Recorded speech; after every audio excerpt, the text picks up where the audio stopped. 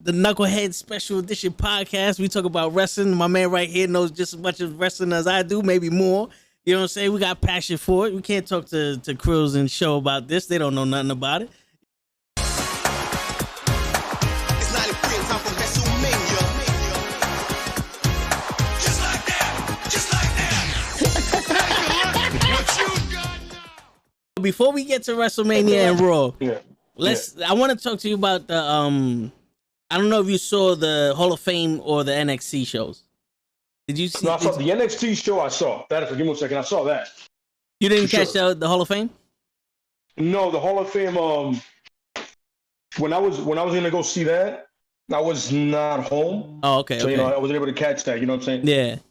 But, you know what I mean? But just let me know how it went. I don't know how it went. So you don't really miss nothing. It's not like the old school Hall of Fames where they had time, people inducted them, they told stories and all that other shit. It kind of felt like 5 minutes. Say what you think you want to say and then get out. That's how it felt. So it was just pushing people out. Yeah. Just pushing them away. Yeah, like all of NWO was basically, if it wasn't for Diesel, Kevin Nash coming in wouldn't have been as big because Vinny Vega coming in WCW at that time wouldn't have made an impact. And I would have been like, so why don't you all thank Diamond Dallas Page instead? Yeah. He brought everybody in. Yeah. That makes no sense. It wasn't Kevin Nash. It was DDP that brought him, Scott Hall in. And then they went through that. Yeah, that's kind of ass backwards if I'm seeing it. Yeah, it's like the only ones I've seen that actually had enough time or wasn't on some, you know, this is kind of bullshit that I got to talk to an empty arena was Rob Van Dam and Kane. Mm-hmm. Oh, Rob Van Dam was happy to be there. Yeah, but yo, Kane. That paycheck must have been great. Oh yeah, yo, but Kane talking, bro, I felt it. I was like, you know what, not for nothing. That was the greatest debut for a wrestler, and like the longest storyline. Oh, absolutely correct. Yeah, I mean, my man, you rip off a cage door and you fuck up the Undertaker. I mean, come on, man. Yeah, he's toe to toe with the Undertaker. Like nobody else was thinking that you could ever match this guy, and you're like, holy shit, look at him. Yeah. And at some point, he was stronger than Undertaker. And the fucked up about Kane is you have like a shitty one title reign, with an actual good title, and then you give him the heavyweight title, which is going to be the second. Where you're like, yo. Who thought of this? Yeah. Who thought this through properly with this guy? One of the biggest heels ever, and you're like, oh, let's shit on this guy now. Yeah. But I know he's always been one of the better people backstage, one of the easier people to deal with. Yeah. And he's always willing. He's like Jericho. He's willing to put anybody over. Yeah. For any purpose, you're like, and he's willing to do anything. I mean, look at the thing with Daniel Bryan. That whole Team Hell No thing. I mean, come on, man, that's epic. Yeah, that was entertaining. That was entertaining. Hell yeah. I don't group therapy, that makes no sense. Yeah, they're not married. I'm saying, why is Kane in group therapy? For real. But couple therapy. I'm sorry. Yeah, no, but it's the same shit. But fucking Edge and Christian, they said weren't brothers. After a while, they were just very close friends, like they were brothers. But still, to this day, the Undertaker and Kane are brothers. Yeah. It's like if that's now nobody wants to break kayfabe. Now they don't want to break it. Yeah, it's not break kayfabe now. Yeah, but when they're proving their last names are completely different and there's nobody related to any of them. Yeah, I mean it was good. Every time I watch the Hall of Fame, it brings me to tears because you know I grew up with these people, so you know to relive all that shit is dope. Yeah, but, so I completely get it. Yeah, but I can imagine how good next year's Hall of Fame is gonna be when there's people there. We're gonna do WrestleMania first and then Raw. That's how we're doing it. Yeah. You want to talk about NXT? I saw a little bit of the first. I saw a little bit of the first night of NXT. Yeah. And I was like, oh man, this is just like a regular fucking weekly show. And then the second night I saw it, and I was like, all right, it's getting better. The second night was better than the first night. It was the opposite of WrestleMania. Yeah. So it was like. Yeah, flipped on it. Yeah, I didn't see. I didn't see the Raquel Gonzalez and Io match. I didn't see that one. Match. That was a good match. It was like it was a classic. Big, small. You know what I mean? Yeah. It was like she did everything, like throwing her body at her, but Raquel was just too strong. Yeah. So it was like It's like Rhea Ripley's like, yo, she's just a bigger woman, you know what I'm saying? Yeah. You know what I'm saying? Yeah. But the right call was made.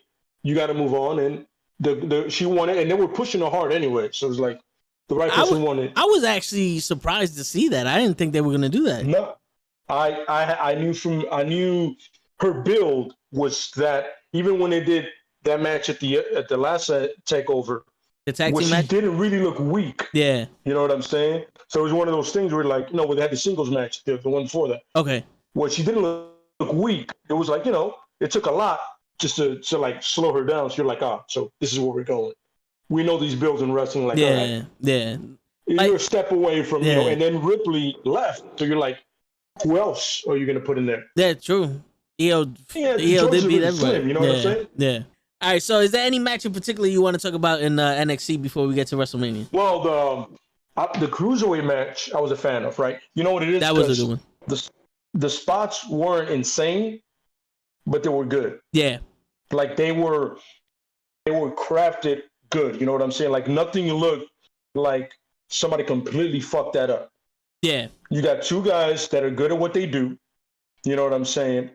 And they really went in there, and they had a solid ladder match. I'm not gonna lie to you. And that was a good finish. There's no point that I think, this match sucks. I go, no, it's a good match. Yeah. You know what I'm saying? And then Walter and Ciampa, man, I was like, that was good. Yeah, I didn't see all of that one. I'm not gonna lie, I fell asleep during that. That shit was exactly what I thought it would be. Yeah, like hard hitting and shit. Yeah, beating the shit out of each other, and one bigger dude actually winning. Yeah, I've never seen a win come from a chop, but I was like, I'll take it. I've never had a guy that big chop the shit out of me, but I'll take it. Hey, fuck it, bro. After all that shit, why not? They trying to make it real anyway. Yeah, I've seen wins off of fucking a bullshit AA or some shit. I'll take that. Yeah, it's better than a roll up. Shit, but yeah, and then Kyle O'Reilly and Thing, and they had a solid match. I liked it. I kind of thought it went a little bit either too long or too slow. No, I'm not gonna lie to you. It went too long. Yeah, it was good. It was a good cut off. Yeah, it was good. But had that been 10 minutes less, 10, 15 minutes less, I would have been mad. Yeah, I'd be like, there you go. Yeah, because it's like, all right, we get it. You guys are killing each other, and it's like, all right, hold up. You guys hate each other. Yeah. I betrayed him. Yeah, you hate each other. We're not. Get to the fucking point. End this. You're having the same conversation. You're saying the same shit for the past 20 minutes. Like either change the words up or let's get this going. We get it. Yeah, we got the fact that it ended it surprising. Yeah. Like I hate when it's not the championship match that ends it. Unless it's the Royal Rumble. I don't want to see this shit. No, yeah. I don't want to see this shit. You know what I'm saying? There's no way a championship match should not end the show. That's your thing, right? That's your whole thing, right? So how is it not the last match on everything you got? Yeah. The greatest prize in the game. Yeah. So why isn't it the greatest? Well, that match should be the end of all of it. The right guy won. At the right time, because remember he lost it on some bullshit with his separated shoulder. Yeah, makes sense. They wanted to push him anyway. And I love the story leading up to that match and the story they told in the match. Yeah, absolutely, yes. Because it was the same story. It was the same story. His whole thing is like it was TikTok. It's like it's gonna happen eventually. Yeah, time, and then he was like, yo, and Balor was like, yo, man, just gonna have to take it, son. You have to do what you got to do, bro. I'm down. And he was, you know what I'm saying? Yeah. You know what I'm saying? Yeah. And it's funny. I remember somebody was asking me, like, yo, what does Balor do now? I was like, I have no idea. Whatever the fuck he wants. I mean... He should have that match with Walter. He wanted to have a match with Walter. You know what I'm saying? Yeah. I feel he should do it. You know? But would you move him up to Raw or SmackDown again? No. Because for some reason, when he gets up there, people forget everything he did with the Bullet Club and everything he did before that when he was Prince Devitt, and then forget everything he did that made the Bullet Club cool. It's like, yo, you guys had every piece to make that shit awesome, and you fucked it all up. Yeah. I don't understand how. You had everything. You had Anderson, and these dudes came in and made a great debut. You guys decided, you know what, this is too good. we can't do this. Shit on it. Yeah, because you know They that. literally shitted on everything that could have gone right. Because I honestly believe that they don't want to acknowledge outside shit. I was surprised that Jericho was on the Smoking Skull sessions, but they don't want to acknowledge outside shit. They don't. If it wasn't homegrown, there is no Bullet Club in the WWE. There's no Bullet Club there. No, it was the club. Yeah, but like they don't acknowledge the other guys in the Bullet Club. There's no but remember, elite. No, yeah, there's no Kenny Omega. There's no Tommaso. There's no Tonga. Yeah. There's none of them. You know, it's like, yo, if you're gonna put them in, right, you don't have to make the Bullet Club, but you do know that these guys have chemistry. Make something else. You know what I'm saying? Look at AEW. They have the Elite. Yeah. It's not the Bullet Club. It's Bullet Club members. Yeah. And their biggest faction now is the Inner Circle. Yeah, the Inner Circle. Look, like you could have. They had the Battle Club going, right? Yeah. Perfect. That's it. Fine. Battle Club. You don't have to strain yourself, but use it. Yeah. Let's go on to WrestleMania, bro. Night 1 of WrestleMania. All right, cool. Yeah. Dude. All right. Night 1 was honestly one of the best WrestleMania. Like if it would have been night 1 and then the main event of night 2 at the end of it, or because the women's match was dope, but if it would have ended with that, it would have been a perfect WrestleMania. Yeah. Perfect. I'd have been like, yo, that's top 10 in my book. Yeah. Easy. It was dope. It was dope because you know what it is. I feel like they did a thing where they booked. This is for the fans. Yeah. And then night 2, this is for me, Vince. Yeah. You know what I mean? Him and Bruce Pritchard were like, yo, night 2 is us. Fuck y'all niggas. Yeah. Night 1 is for you guys. Yo, for real, bro. And that's exactly what I was saying. The only thing I didn't like about night 1 was the Bobby Lashley Drew McIntyre match.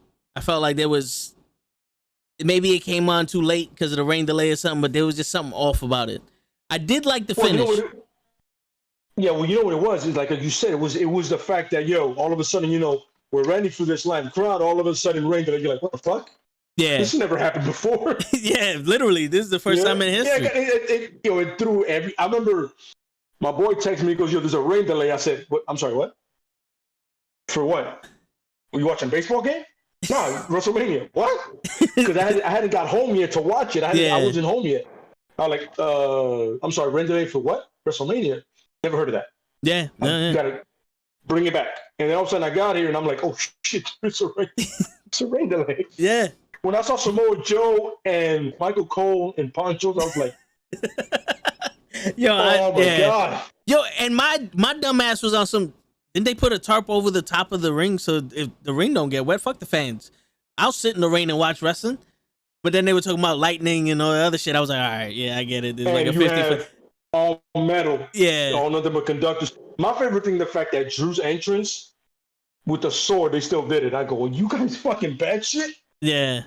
You do realize that is a massive conductor of lightning, right? Just a metal sword, right? Yeah. Whatever. I love the finish, but something it felt choppy almost. Like the match felt choppy. You know what I mean? Yeah. Like there was something about it that didn't go right. You know? Yeah. It wasn't as smooth as it could have been. But I noticed Bobby Lashley does good work with smaller guys. The Brock syndrome. Yeah. Yeah. And also, like Brock.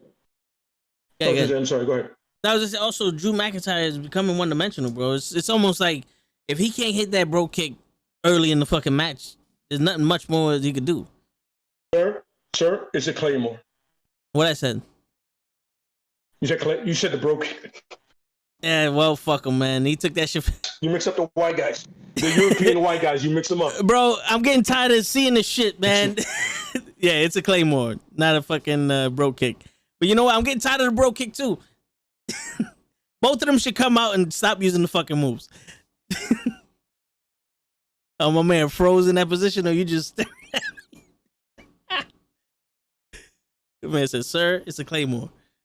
But like, both moves are like, yo, you guys can't have the same move, bro. Yeah. Hey, bro, even Daniel Bryan's knee is like a Kinshasa and shit. the Kinshasa. I don't know. I can't pronounce it right now at this moment, but I can. Kinshasa. Yeah, Kinshasa. yeah, Okay. yeah. Kinshasa. I got you. Don't worry about it. No, but yeah. So that match. It'll be the Kinshasa, but because they don't have the rights to it, Yeah. you know.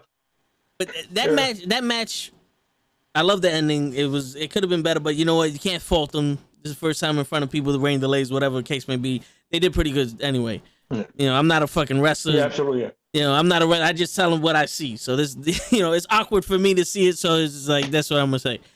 But Yeah. the women's turmoil match. I believe that was next, right? That was the second match after. Oh, that was I'm not gonna lie to you, that was a shit show. Yeah, and then all the Yeah. the malfunctions. I did like. It was like in the sense like with the women's match, it's like nobody gives a shit sometimes. It feels like that. Like nobody cares. Yeah. You know what I mean? Like they kind of like, we can do this, we can do that. You know what I'm saying? Like, yo, you have athletes in there, bro, that can go. You have women these women can go. Yeah. But you downplay them. Like they can't. Yeah. Why? I don't know why do they do that. Yeah, it's crazy. Like they're telling the wrong story. Weird, bro. Yeah. I was happy to see Tamina get that win. It felt like she deserved it. Like they haven't did shit with her since she got there. Now, I don't know how many knee surgeries she had or whatever, but it was good to see that. But it's like every time they do something cool, they fuck it up somehow. Yeah, me too. I was happy to see Tamina, you know, as slow as she is now. Yeah. With all the surgery she's had. Like, you know, it's like, but for some reason, it looks like they love saying, they're saying that that Tamina and Nia Jax story, like, we haven't seen that a million times. Yeah. I don't get the story. Like, you want to get out of the shadow of the Hart Foundation or Jimmy Snuka, but you're still wearing the Hart Foundation shit and you're still using the moves. You didn't reinvent yourself in any way. Yep. You know. Yeah. But the thing about her is, she has this love for that whole thing, right? And I think the WWE just signed Davey, the son. Yeah. So it's gonna get worse. Just get ready for it to get worse. Yeah. For some reason, he's living on that instead of, you know. But you know what I'm saying? I mean, what can you do? It's like Natalya Hart. Yeah. She's been. Yeah. Yeah. I mean, yeah, for real. But I enjoyed the match even though there was a bunch of fuck. I was surprised with the Riot Squad. I kind of thought they were gonna win the way they were building it. And then what happened after that match? The Cesaro and Seth Rollins, right? That was probably to me, wrestling was the best match of the night. Yeah. Not doubt. I favored Sasha Banks and Bianca Belair, but for what they did, I liked it. The build with Seth Rollins and Cesaro. It was like he spun me. He spun me. I'm like, he spun everybody. Why are you taking this personal? Like he's done it to everybody. You could have had a better reason. Yeah. You're mad because he's spinning you while you in your drip. I'm not gonna begin to get into that shit show of a thing. You know what I'm saying? Like, yeah. This is what he does. He spins people. Yeah. They actually they named the move around him too. You know, the Cesaro spin. He does it for an absurd amount of times. For real. Different people in different matches at that point. Yeah. But you know I'm like, it was just, yeah. You know what I'm saying? But like I felt like wrestling wise, like it wasn't Cesaro versus Seth Rollins. It was a Tyler Black versus Cesaro Sting in Ring of Honor. That's what it felt like. It felt like a Ring of Honor match. Yeah. Somebody said, you know what? Let these guys do their thing. They know what to do. You know, to be honest with you, at WrestleMania, you should let them do their thing. Make a break. Make a break. If you wanted the Showcase of Immortals, here goes your chance. We put you through all this shit through the year. Make a break. You shit the bed. Don't assume to be here next year. Absolutely. You get ready to be on Superstars, the main event. Word. That shit's crazy. And you know, I'm saying we'll get to Daniel Bryan later, but I honestly believe they were hinting the Cesaro Mania. Yeah. And I was like, yo, my man, why wouldn't you have Cesaro win the fucking Elimination Chamber? I felt like that would. I'm not gonna get it. I'm not gonna get into about that because that should have been exactly what should have happened. But whatever. You know, I hear you. Yeah, I hear you. Let's move on to night 2 because this is the fun night. Shit all over it. Oh yeah. But before we get into night 2, I would just want to throw this out there for the record. Bianca Belair whipped the shit out of Sasha Banks, Did you see bro. the scar? Did you see the scar? Yeah, yo, that welted up instantly, bro, with her hair. Yeah, man. That shit sounded like a gunshot, bro. Wow, like, man, I was like, damn. But you know what the funny part is? You think that would be an Achilles heel for her, and it wasn't NXT all the time, but they downplayed it in this match. Yeah, the hair. They used it once. Yeah, the hair's usually it's like a thing for her. Like, yo, that's easily like, fucking, control her with that. Yeah. But in this match, they were like, she used it once for like a bank statement move, and it failed. Yeah. I was like, okay. Apparently, people in the top tier people in NXT are smarter than the main roster. Apparently, yeah. Sounds like to me. But they did a good job of showing off Bianca Belair, though.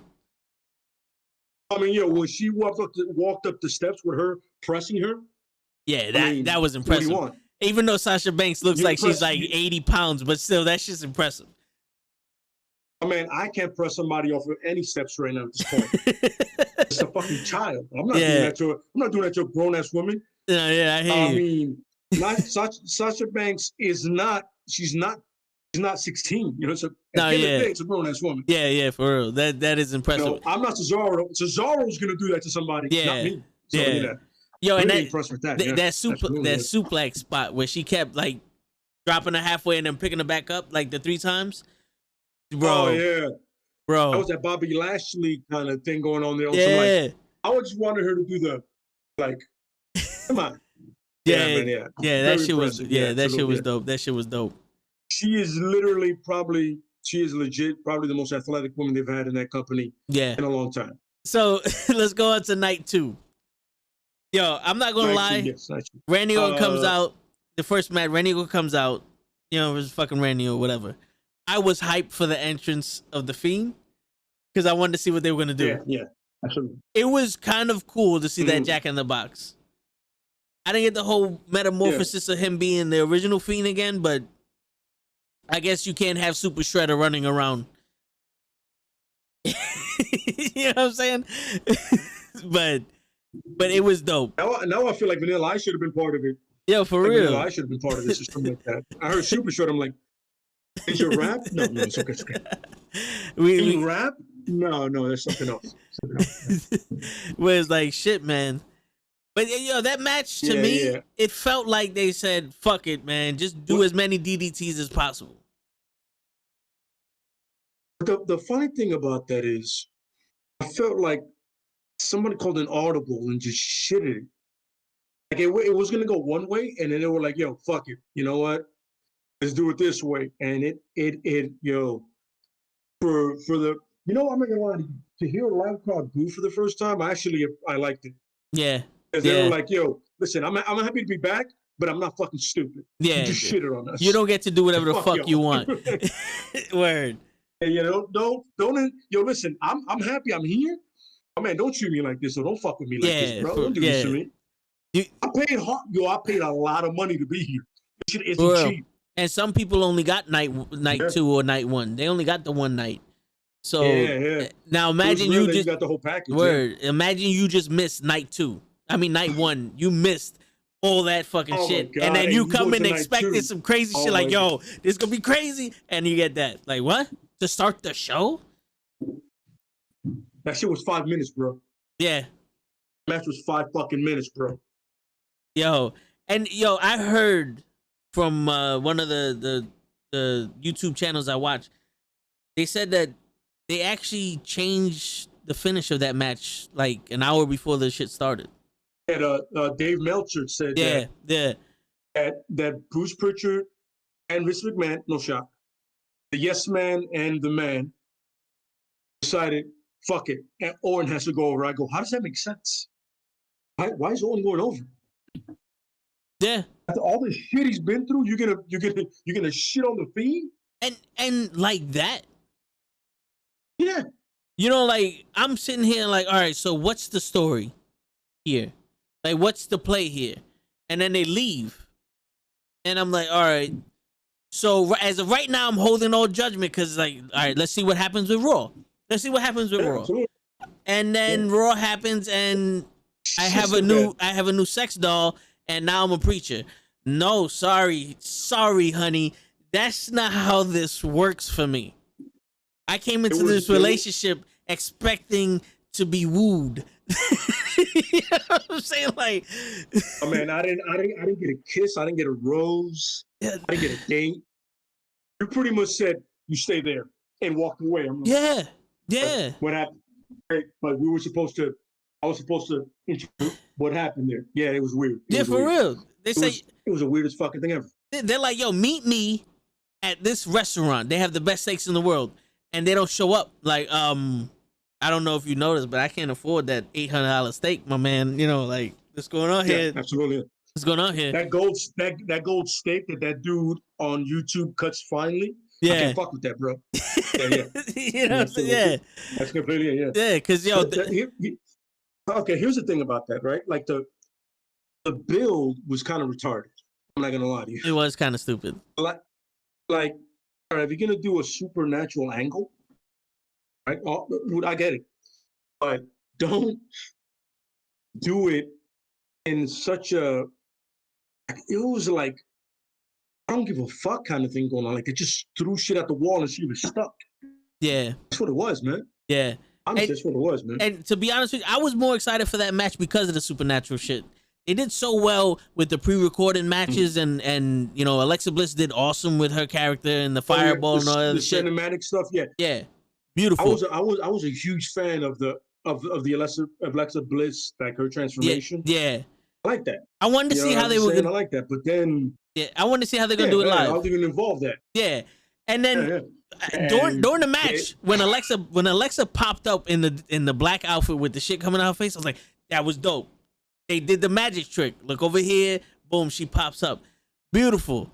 And then she reaches out her hand and the Fiend got distracted. The Fiend got distracted, and then one RKO beats him. But my favorite thing is he got distracted by someone he's associated with already.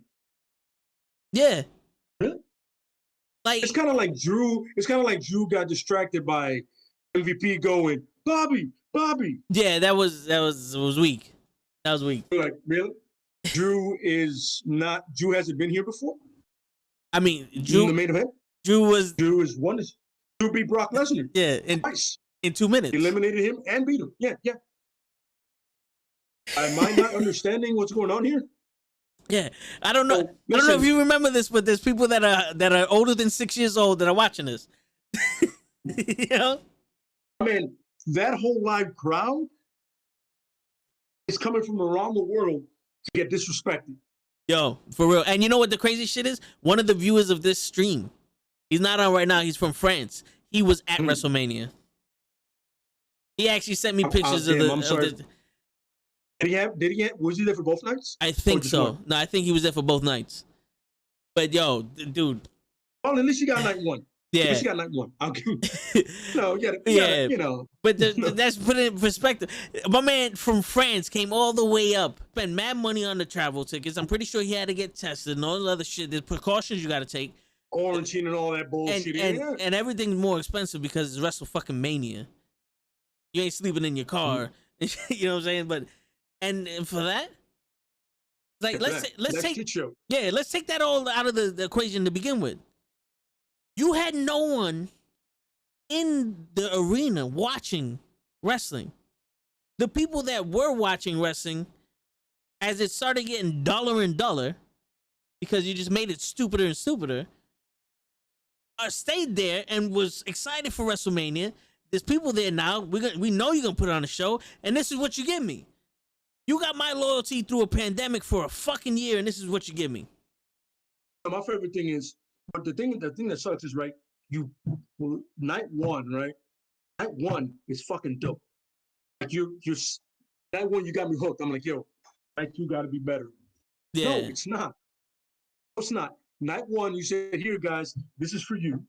Night two is for us in the back to realize we can still do this shit to you. Yeah. Damn, son, really? You can't even, my man can't throw me a fucking bone, but the only bone you throw me is at the end of the fucking night. Yeah. Yeah. The only bone you throw me. You don't even give me like any, don't get me wrong. If Owens and Zayn would have went at least 6 or 7 minutes longer, I would have been so upset about night two. Yeah, they went too fast. I can watch those guys wrestle all the time. You know what I'm saying? Got no problem. I love those guys. Yeah. But what you do is you're like, all right, you make the worst match of it the longest match. It goes over and it cuts into everybody else's shit. And then you have a match that should have been better, somehow never hit that higher point. That should have been a great match with two great workers. But at the end of it, I was like, yo, well, at least I got this at the end. No, I don't know. I deserve better than this whole thing. It's like a shitty date. Yeah. Yeah, my man, why did you save the best for the end? Why can't the date all be good? Yeah. Fuck, bro. Yeah, it's Don't crazy. do me like that. And the thing I hated, I didn't like about Kevin Owens and Sami Zayn, and why I said that it should have been longer because they could have moved slow, was it almost seemed like they said, yo, we don't have enough time to sell shit. So we're going to do all our good moves and don't worry about being hurt by this 2 super kicks I just fucking put in your face. Don't worry about that. Don't worry about the haluva kick hurting you. I know it's my finishing move, but don't worry about that. You know, it's like we have to make time for Jake Paul or Logan Paul or whichever the Pauls is there to make an entrance and sit in a fucking chair. No, but that's because the women's tag team match went over. It was supposed to be a 10-minute match and it went over. It cut into their time. Well, you know, I'm gonna blame Natalya for that. I don't like Natalya. I can't get mad at you for that. I don't like Natalya. I honestly starting to think like, yo, if Natalya's training these women, then there's a problem. There's a reason why these girls can't get it together because her timing's awful. Also, she's slow as shit. It was almost like I'm only rooting for Tamina because she's been here for so long, and this is the first time we see her at WrestleMania. One half of this tag team. Yeah. Yeah. And then, yo, Shayna Baszler and you can't even give her a win. Yeah. Yo, Shayna Baszler threw a fucking like picture perfect kick to her head, completely missed, and Natalya's just standing there. Like, really? Come on, you're supposed to be the veteran here. Like, Lana's not out there. Lana's not out there. You're supposed to guide. You're supposed to guide these people. And the funny thing is, you got three great workers and IJX. Yeah. Just cut the shit, man. She sucks. Yeah, but for what she does, it's believable. You know what I'm saying? Like, she sit there and do that little stomach bump, the leg drop, whatever. She's not trying to do more than she can. You know what I'm saying? Get it? Yeah, I get it. But she's like a terrible big man. Yeah. But it's okay. But I'm we gotta move on from this match. Yeah, I'm starting to get upset right now. I hear you. All right, so discussing this further pisses me off. Yeah. No, I feel you. I think after that cleanser, that shit your man. Yeah, it was Owens. I think. Hold up, before we get to Owens, we didn't discuss Bad Bunny from night one. Oh, I'm sorry. Bad Bunny was one of the best celebrity matches ever. Yeah. He was in it 90% of the time. But Damien, apparently Priest was hurt. Yeah. That was the thing. That's the thing coming out of it. Priest was hurt. But I'm not gonna lie to you. Apparently the thing that people don't know is that he was in the performance center all the time. Like, he never left Tampa. But I want to like, he trained. I want to lay something down for you that a lot of people might not, show a lot of appreciation for. John Morrison put this motherfucker over. Oh, yeah. That Canadian destroyer that Bad Bunny did was all John Morrison. It was all, yeah, of course. Yeah, that Falcon. Because John Morrison is that good.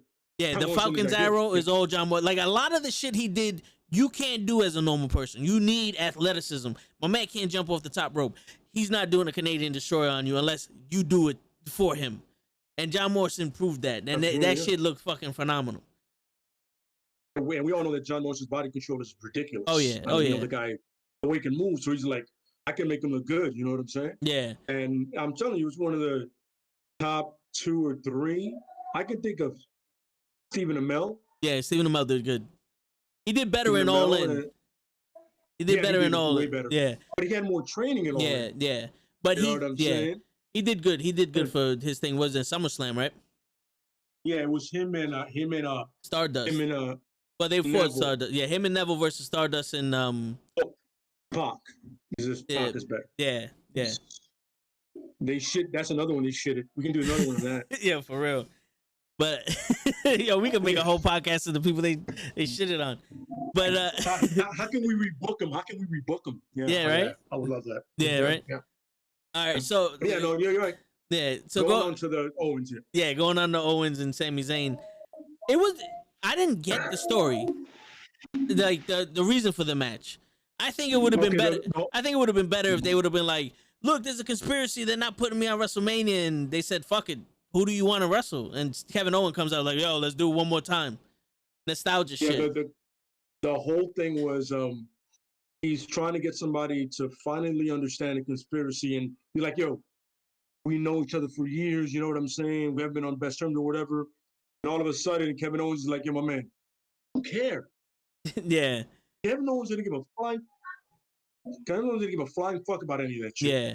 You're like, yo, you're going a little batshit. You're done for the day. You know what I'm saying? Like, I don't care. Yeah. And that's the thing about it. It was a lot of these builds were so short and weak.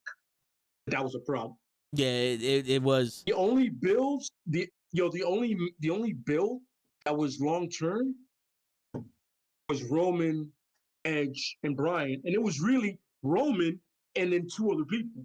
Yeah, because Roman had built himself up to a level like everybody else has to try to. There's Edge, there's Bryan. They're still not here, but I'm gonna carry you guys with me anyway. And yeah, he's been SmackDown for so long. Like yo, whoever you put next to him, he's like, yo, come on up. I got you. Yeah, get on the back. Every other bill was trash. Yeah. It was. Yeah, it was trash. And speaking of trash, we're gonna get to the fucking Apollo Crews and Big E Langston match. I honestly thought, because I had no preconceived notion of what a drum death match or a drum match was. I honestly thought they were gonna have Nigerians in their tribal gear, whatever they wear, around the ring beating the drum. And now you're wrestling to the drum. By the way, to let you know, nobody in the back knew also what that meant. Yeah. When they came up with it. Nobody in the WWE was aware what the fuck that means. Yeah. Like they could have had some Black Panther shit going on where they did like a tribal thing. They had to wear like a hand tape or some shit like that. Just to, like, because it would have made a perfect reason. It'd have made a perfect reason to hype up the match. It was like, yo, Big E Langston got the upper hand on Apollo Crews, but with the drums beating and all this other stuff, it could throw Big E off because he's not used to this. Yeah. That's what I was thinking that whole time. Like, yo, they're gonna have drums and shit, and like, who wrestles to drums? But if fucking Apollo Crews grew up with this, then he's used to it. He got an upper hand. But no, we're gonna have a hardcore match with drums around and don't touch the fucking drums. Yeah, no. And they're painted green, and white. It's Nigerian. Yeah, and they have the fucking stupid ass excuse. Well, you beat him like a drum. You beat him like a government mule too. You don't see fucking mules walking down the goddamn ring. It was one of those things that it sounded good, but nobody knew how to execute it. Yeah, it was like, yo, let's have this match, and then the night of so how we gonna do this? Oh, I forgot all about this shit. Damn it, we got it right. we gotta make this happen, right? Shit. Yo, Holy football. yo, get Almost down there to fight him. Almost is a tag team champion. No, my favorite. My favorite part is you bring in a guy that was on Raw Underground for God knows how long. He has a name, and then you repackage him as whatever the fuck he's supposed to be. Yeah, the Nigerian military When I police. saw him, I was like, "Isn't that Kato?" I believe that's. Yeah, I know that guy. Yeah. He's who now? He's who? I can't wait till Friday when they explain him. I'm gonna go. No, that's not right. He was fighting on the underground and Strowman beat him at one point. Yeah. I know who that guy is. Yeah. And the funny thing is, apparently he is actually has Nigerian descent, but that doesn't work. Yeah. No, I'm sorry. Now we're pulling hairs now. We're like, yeah, we got a guy that's Nigerian too. Yeah. That felt like the biggest. So the UFC has 3 Nigerian champions, and you got to force a Nigerian storyline. Yeah. Yeah. It's crazy. I don't know. The fact he came out with that accent was like, I believe I loved it. It's like, so he's been forcing an American accent this whole time. Yeah, he reversed Kofi Kingston us. Yeah, he did. Yeah. I remember Triple H's like, yo, have your accent. And he goes, For real. By the way, my favorite thing is Kofi taking the pin after 2 Manias ago. Oh, he did. Yeah. Whatever. Yeah, I mean, he's black. Vince is racist. Whatever. But I mean, it gets to a point where it's like, my man, it speaks for itself. You know what I'm saying? Yeah. But yeah. Yeah, that match could have been so much more. It could have been. I felt like the ending was rushed also, because Apollo. I mean, not Apollo. Big E when my man went through the table, Big E got up real quick and did the big ending, and then they just threw this guy in there. It's like, yo, my man, like, you couldn't take more than the 3 seconds it took you to decide to do this shit. I would have liked to see Apollo get it over clean. I was thinking, I was like, yo, he's lost like 8 times to him. Give him 1 clean win. Yeah. Why not do that? Like, it wouldn't hurt Apollo. I mean, it wouldn't hurt Big E. You know what I'm saying? Because he's in a Nigerian drum beat death match that had lobsters. He doesn't know what the fuck is going on. Yeah. Had generals and all kinds of cool shit in it. Whatever, I don't know. Yeah, But and that was another debacle of the fucking night 2 and shit. But you know what? I like Apollo Crews, and Me too. I'm happy he's champion. Let's see what they do with Big E though. If the thing is, if they don't move this forward, like if Big E doesn't like. Big E should automatically move to a championship program. Yeah, but you know that would be like the trend of last year and this year. The losers are now the #1 contenders. That's true. Or you know what you do is, listen. Here's a crazy idea. I know this is gonna sound bad shit. Cesaro, he did win, and he did beat a former champion. But that would be stupid. Wouldn't it? Yeah. Right? Yeah. I mean, it makes sense because now if Cesaro's gonna fight Roman Reigns, one, you have a guy who's legitimately strong enough to fucking match power for power with Roman Reigns. Then you got somebody that the fans actually want. And not for nothing, I kind of like to see Cesaro get let loose. And Roman Reigns went from a guy that was just somebody that was forced down our throat to someone who can have a legitimate program and match with. My favorite match in a while was that fucking I Quit Hell in a Cell match with Jey Uso. I watched that match. I was like, yo, this right here, it made me cry, bro. Like there was tears coming down my eyes. I was like, yo, this right here, this is why I watch wrestling. Yeah, I get it, man. It was one of those things where I was telling somebody, like, it wasn't so much the actual wrestling, with the story behind it. You know what I'm saying? But in this match, if he puts his R with Reigns, it would actually be the wrestling and the story. Because Reigns would be like, oh, listen, you've been here so long. Look how much I achieved. This is always like, yo, but you do realize I am physically better than you, right? Yeah. Like, in this ring, you suck compared to me. Not like Daniel Bryan. I am literally toe to toe with you, son. Yeah. And I am stronger than anybody back there right now, son. Yeah. And I'm not even bigger than most of these cats. Yeah. And he's the pound for pound. I can press slam you, Heyman, and your right hand man right now if I wanted to. At the same time. You know what I mean? Yeah. Exactly. Yeah. Stack you up. John Cena don't got shit on me. For real. Nobody does. Yeah. For real. And he's athletic too. There's a lot of shit. There's a lot of things that we've seen from him but haven't seen from him in a while. Like when he first came out. Yeah, that's because you got the limited movesets that they have to do. They only can do like 5 moves or 6. Because God forbid the guys actually wrestle. Yeah. That'd be fucking bad shit. Yeah. Why would you do that? And let Sami Zayn wrestle, bro. Because I'm not gonna lie, when he was in the Intercontinental Champion and he was getting all these countouts, I was fine with it. It was sneaky. He was being the slick guy getting his way out of matches. Yeah. That makes sense. Yeah, it made him original. Yeah. It made him original. You know what I'm saying? But it's like it made him like a modern day. It made him like a modern day honky tonk man. Like, yo, I'm gonna win no matter what it takes. Yeah. I still got the belt. Yeah. Whatever. And now this conspiracy shit. Yeah. This conspiracy shit is like I'm actually hoping like send out this video and actually have a conspiracy. I want a real conspiracy and everybody, oh shit, they were going after him. For him being an indie wrestler or whatever the fucking case may be. Don't waste my fucking time with this shit. Apparently the thing is right with Zayn right in the back is that Kevin Owens said it like, yo, Zayn knows so much about wrestling and how to actually make a match. But the thing about him is he doesn't, how do I say, he doesn't have the tact. He doesn't know how to present things. Like he comes off like an asshole. Yeah. So that's the thing.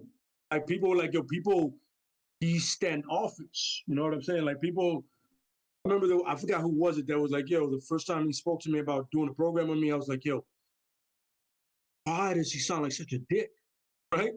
Yeah. And then Kevin Owens had explained to me, yo, that's how Zayn is. But the guy acknowledged that. He was like, yo, he's not wrong. His approach is fucking terrible. Yeah. He's almost condescending. He's condescending to people. That's what it is. He's like, yo, I know better than you, and I'm gonna say it that way. It's not like, oh, understand me. It's not like that at all.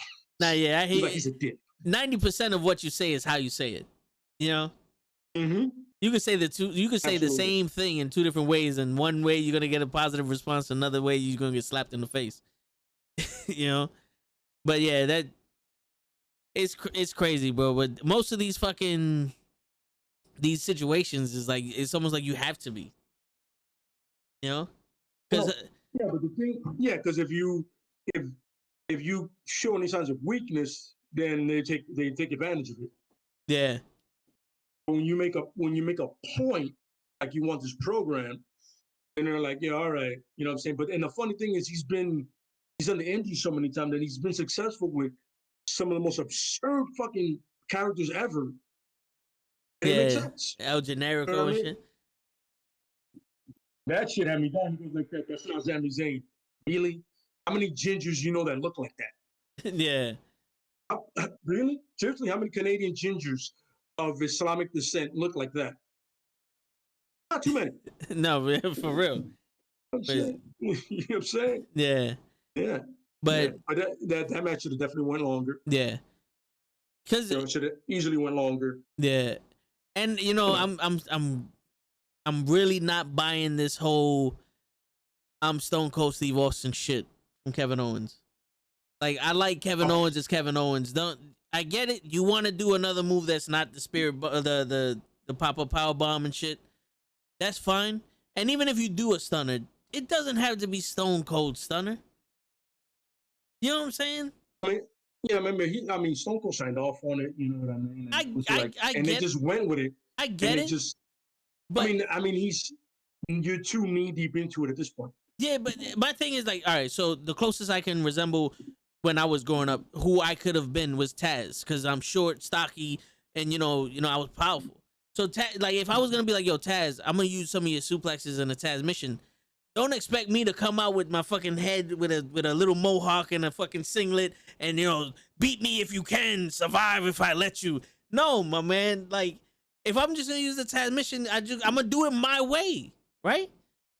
It's like come on, like you're better than this.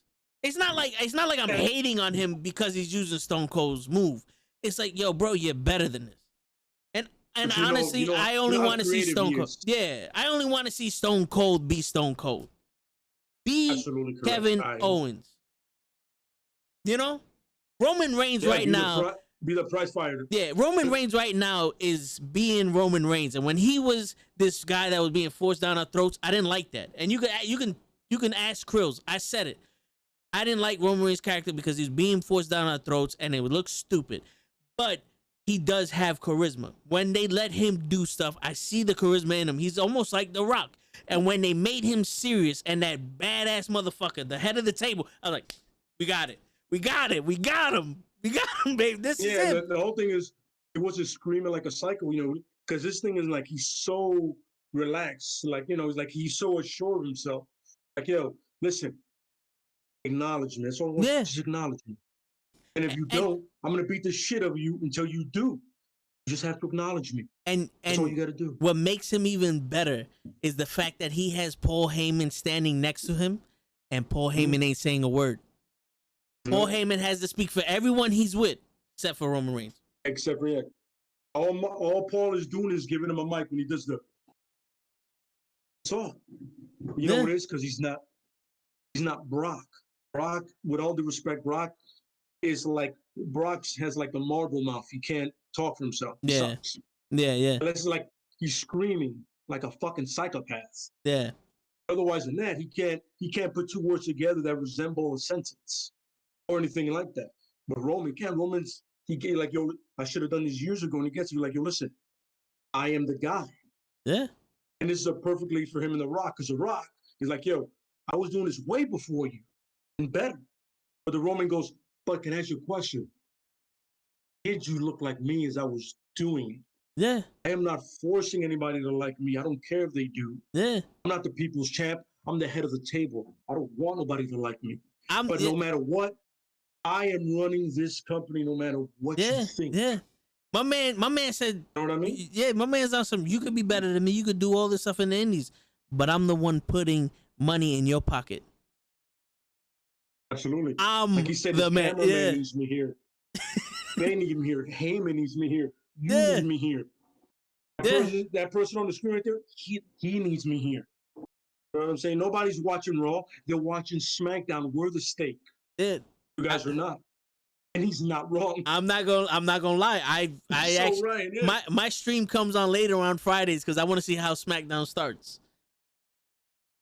Absolutely. And it's not him, it's weird, but when he does, I'm like, it makes sense. Yeah.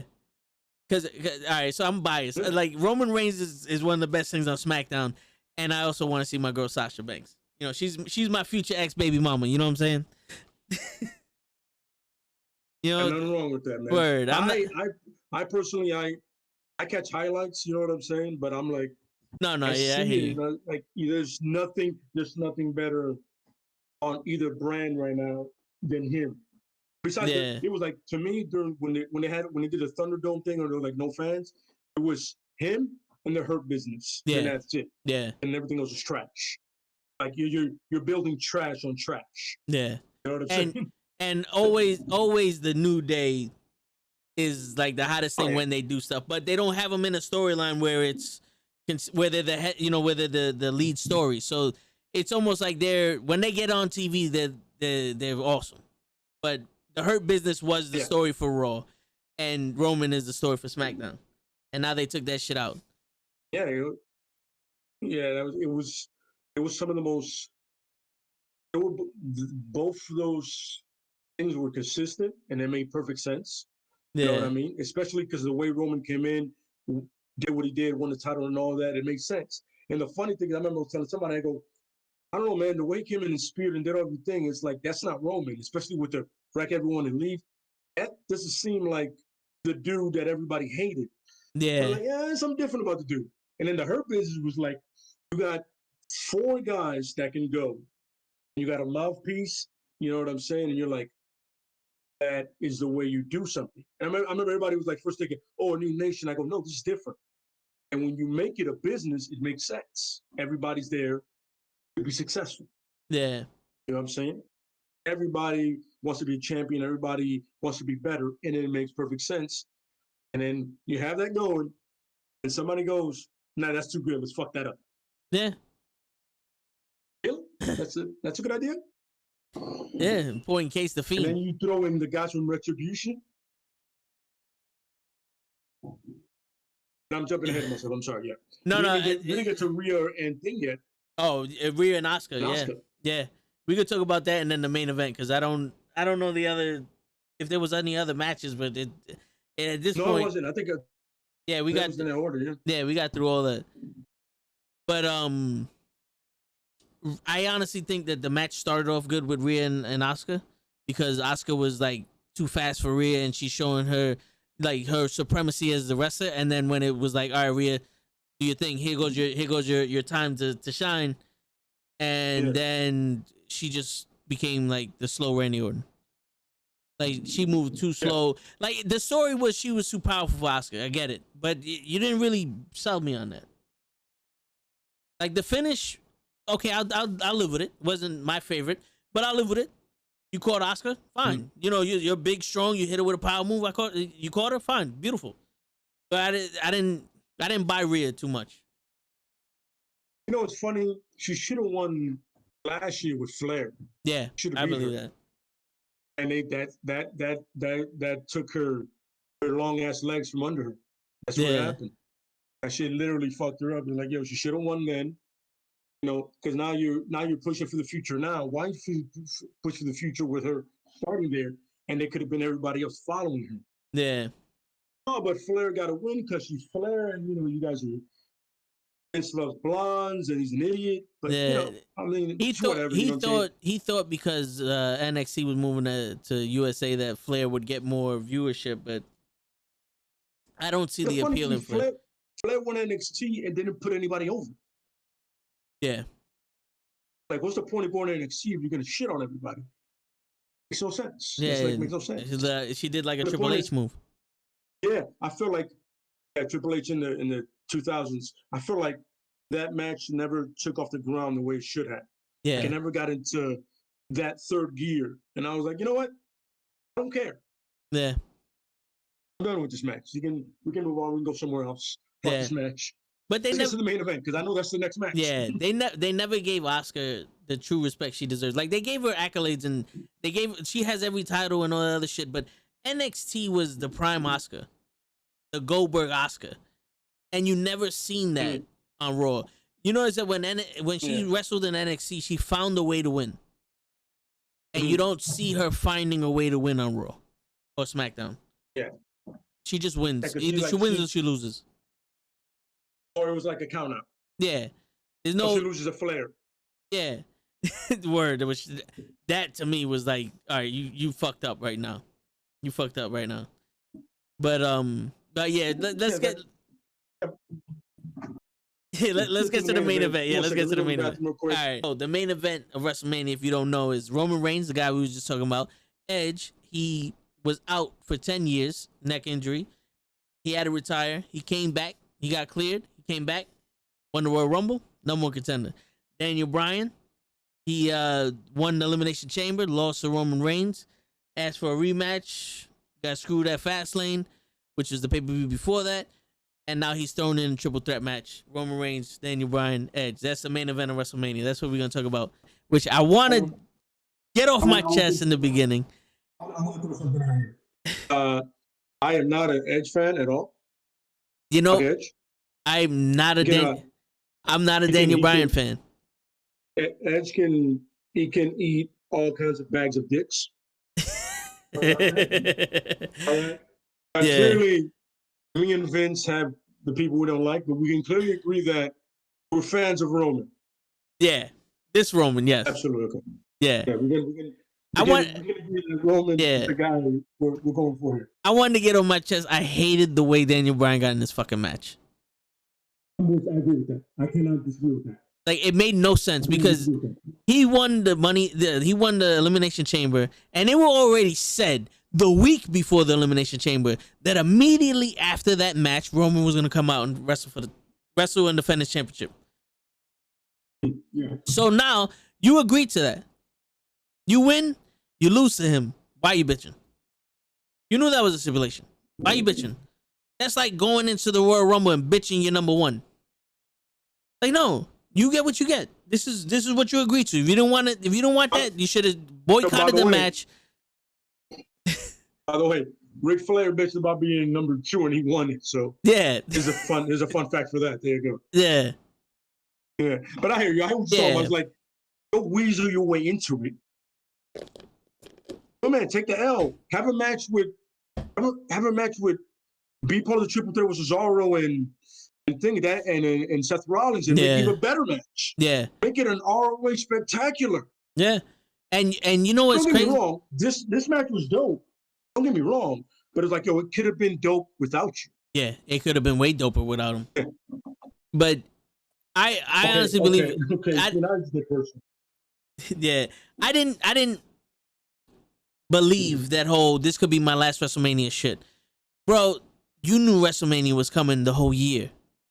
And if this was going to be your last WrestleMania, where the fuck were you at Royal Rumble? Where the fuck were you at anyway? You're losing to fucking Drew Gulak and Cesaro. Another person who lost most of his matches getting a title shot. Agreed. You know, like, at least Edge won the fucking Royal Rumble. That's why he's in the match. He didn't come off of losing from Randy Orton to now he's the number one contender. You know, like, I don't know if they understand how shit works, but losers should not be getting rewarded.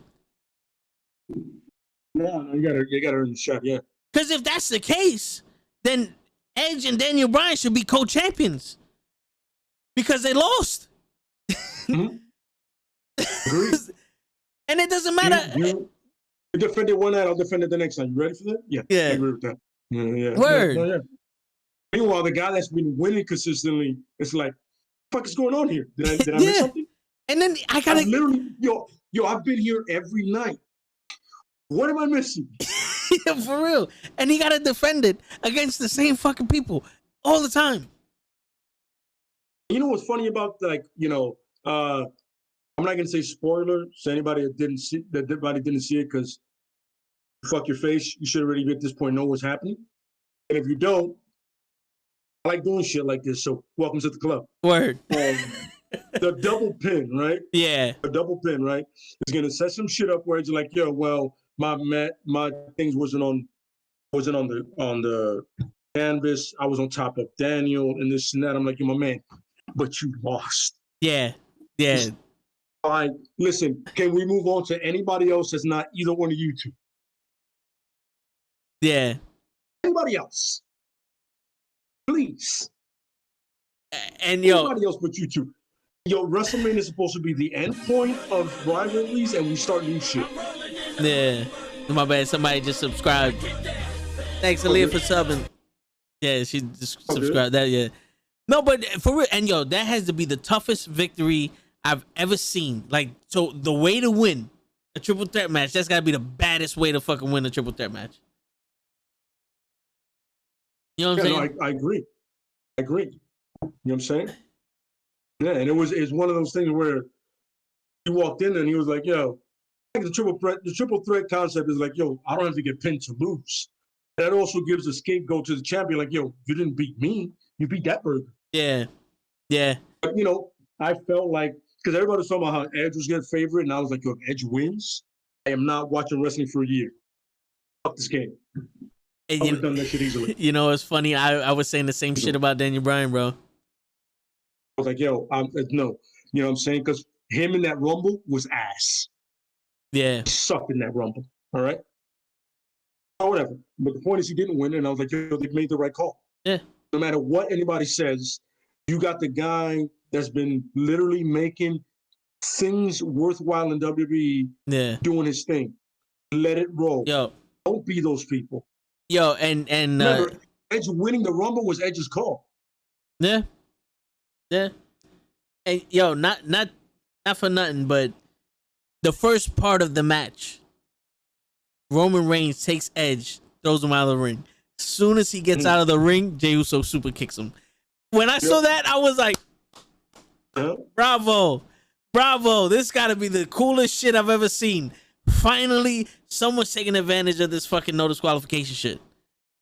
It's like, yo, he's out there, and then he threw out Daniel Bryan, and he goes and super kicks Daniel Bryan. It's like, there you go. The funny thing is, he can get in the ring and do that because you can't. It doesn't matter. Yeah. Like Jey Uso can get in the ring and do that shit all day because it doesn't matter. That doesn't matter at that point. Yeah. And then he gets speared once, and then take him out on a like four refs carry him out of the ring and all that other shit. It's like, all right, come on, man. This is a professional wrestler. He got DDT'd on the fucking steps. He kicks out of that. But I get it. Yeah. You gotta get him out of there somehow. But still, I was expecting at one point for Jimmy to come out, and I was like, that would have been that would have been dope. Also, I feel like Jimmy would probably come out for the WrestleMania Backlash. Yeah, yeah. Yo, I'm not gonna lie. Fuck that is. When Roman came out before his music hit, in my head I was like, please have a different song. Because if you're gonna come out to a different song, this is the time to do it. And I was like, fuck. All right, we got the Shield still. Yeah. The funny thing is, somehow still making it work, man. I mean, you know. And the funny thing is, he has that Orton walk now where he takes his time. It's no rush. He's like, yo, I'm the guy. Go fuck yourself. Yeah. Anyway. Yeah. It's almost like he realized how to portray the man. You know what I'm saying? Oh, but the thing about it is, look, the thing about it, I remember I saw an interview with Moxley, and he goes, yo, that's always been Roman. That's the problem with people. And Jericho too's like, yo, that's always been him. He's that cool. It's just like they never let him be that cool. They never let him be him. Suffering succotash. Like his attitude. Yeah, that bullshit. Oh my God. Give me that shit. I fucking hate that shit. They're like, yo, they never let him be who he really is. Yeah. Because the dude looks like that. Even with the blue contacts. I'm not gonna get into that either. I can go a whole shit with that. Yeah. You know what I'm saying? Like, yeah, apparently being Samoan and having brown eyes is a problem, but it wasn't a problem for The Rock. But whatever. You know what I'm saying? But the thing is, the whole thing was let him be who he is. Yeah. And Moxley said, yo, he's always been the coolest dude in the room, no matter where we go. With me, with Seth, with anybody. No matter who we were with, he was always the coolest guy in the room because he just looks the part. And he actually is the part. Yeah. So what are we fucking up here? Yeah. Why are we not banking on this instead of forcing the guy and not who he is? Yeah. Like you're just trying to push this guy down people's throats, and people are like, yo, I don't want that. Give us the midget. We want the midget now because you're pissing us off. Yeah. There's a hairy midget there, that little guy. And you know, not for nothing, I think if they're gonna have Daniel Bryan in this main event, going back to back Roman Reigns back in the day, if you remember WrestleMania 30 when Daniel Bryan interjected himself in that triple threat match, that Royal Rumble, Roman Reigns set the elimination record. Roman Reigns was the guy that everyone wanted to win that Royal Rumble, and Batista won it. And then, I remember that one. Yeah, and then Daniel Bryan interjects himself in the triple threat match. Where was that at?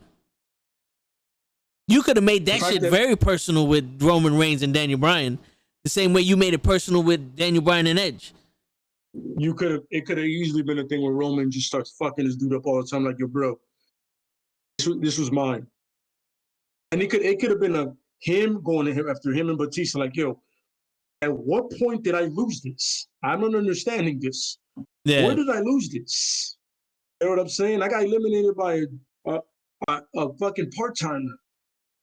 Yeah. Which always is a great thing to use. Like, you got a Samoan use that against somebody else when they were using it against Samoan a couple of years back. Makes perfect sense. It comes full circle. Yeah. But apparently, the booking is very short-sighted in the WWE. Yeah. When it comes to the Fiend, that's when they want to go back into the old days. Like, but I ain't gonna lie to you. You know what I did like about throwing it back to the Fiend thing when he did the Brody? Oh, yeah. That was awesome. Yeah, that was I was dope. like, I see that. I see what you did there. But Yeah. that match was still shit. Besides that, Yeah, Going yeah. back to what we're talking about. Yeah. All right, so we got. I 100. Yeah, no, go. Yeah. No, I was just saying. No, go. No, I was gonna say. So we got the main event there, and the finish for that. I liked it. To end WrestleMania, I liked the finish. Oh yeah. You know, but the fact that he was using Edge's thing against him to win. Yeah. Yo, that double. Oh, did you get there? So I'm with it. Yeah, that double spear when though. They came at each other. Yeah, that was dope. Yeah, that was dope. You can tell they were doing. You can tell Roman was doing his best not to hit his neck. Yeah, like Roman he was leaning a certain way. Like, yo, I don't want to. I know his neck is a little soft. Yeah, because Roman's traps is absolutely ridiculous. Not over status, but they're much bigger than his. So he's like, yo, he's older. I don't want to. So it's shoulder to shoulder. Yeah, Roman's like, yo, I can take that. I'm good. You know what I'm saying? Yeah, and that could have went very bad for Edge, but no, it was Edge. Yeah, Roman would have got up and been on some like, it sucks to be you, bro. Yeah, for real. KT tape and I'll be good tomorrow. That's it. KT tape and I'll be all right. Yeah. Give me that massage gun and I'll be like that. Yeah. But that shit was I liked it. That shit was dope. Yeah. When they were both submitting him, I was like, that was cool too. Yeah. Yo, I don't know. I get it. They might bring this up on SmackDown. I hope they don't. I think I'm the only one that caught this. But when they were double submitting him, he tapped. He did the two tap. He did the little, and that was it. And then they started headbutting each other. But who wins in that situation? You can't eliminate. If the ref didn't catch it, then it doesn't matter. Yeah. But I hope they don't give me that bullshit. Paul Heyman's good. Paul Heyman's good. They will. And then the double pin too. I mean, get ready for all that bullshit. Yeah. To prolong a program that should have ended that night. Yeah. But yo, like it should go. It should the way Friday should start is Roman is celebrating. As all comes that go. Listen, I beat one of your boys. You remember that crew you used to run with? Yeah. And he was your first champion, right? Now you're the second guy, right? I figure I beat that guy. Oh, you so hard? No, yeah. I mean, I'm better, stronger, and faster than you. And you know what? Just for the fun of it, I'll beat your right-hand man first. Yeah. If I beat him, I get a title shot. Oh, you know what? Bring his brother too. Make it a handicap match. The fun for it. Shit, you could do that, but no, it's not gonna happen. Yeah. So all right, so let's get to Raw, and then we can talk about how we would want SmackDown to go. Oh my God, no. So Raw's gonna be quick. Raw's gonna be quick because we don't need to go back every part of the Raw. Raw started with because there's no reason. Yeah, Raw started with yet again another loser who just lost his United States title, challenging the world champion. I'm happy. I'm happy that Matt Riddle, right? Yeah. Matt Riddle scooters by and challenges a guy that whooped his ass before. Yeah. Multiple times. A match. And got fucking shitted on. Yeah. I don't know who Riddle pissed off in the back, but he got shitted on in that match. Yeah, no, he got fucked up. He lost. Yeah. He lost. Yeah. But why? Why is Lashley even entertaining this? I'd be like, nah, I'm good. And like I would have did the same shit, but I honestly was hoping that they did that. They had Bobby beat the shit out of Matt Riddle to show his dominance again. You know what I'm saying? Mm-hmm. And then all right, who's the new guy? Because with Drew fucking being the number one contender, it's like, all right. I was hoping it was Keith Lee. Yeah, I was hoping it was also Keith Lee. It was either Keith or Samoa Joe. Yeah, but give me one of those. Yeah, but it's like what is it? Let's talk about Keith Lee for a second. I was on record on this show talking to Show and Krills about Keith Lee, and I said it. The reason why Keith Lee's not getting the title shot or winning the title is because he's black. I'm with you on that one. And now I'm hearing shit like he put on a shirt or the tank top over his shorts. Like, what is it? Because he's bigger? Like. Oh, by the way, I got you. When Vince McMahon doesn't see abs, he has to cover it up. Apparently, because they're doing the same shit to Ray. No. Look at your man, AJ's partner. Almost, yeah. Does he not have a look at how Jey Uso wrestles most of the time? No, yeah. He had a gut for a while. The Usos got their shit together, right? When they stopped, DUIs and all that shit. Yeah. But but the point is, you got to look at the history of anybody that doesn't have an abs. And Vince now has been enforcing, like, I'm like, remember when Triple H had a gut? Oh yeah. I'm the only one. Okay, whatever. Take it out. No, I remember that shit. I remember that shit clearly. Yeah, but that's the thing is, if you're anything but white and you have a gut, you have to wear that shit. Yeah. I don't know how that takes away from Keith Lee being powerful. Yeah. He fucking spirit bombs people, literally. Yeah, and he had a more definitive. I don't know it wasn't a match. It was a WrestleMania. That little program, that little spot that he had with Brock Lesnar. He showed more dominance over Brock Lesnar than Drew McIntyre. Where Brock goes, oh, look at this big boy. He was on something like, look at this. Like, what the fuck is this guy here? Yeah. And, shit, all right. And he held his own with Brock and Braun Strowman. Because Brock was eliminating everybody at that point. By the way, I'm not going to lie to you. Everybody loves that shit.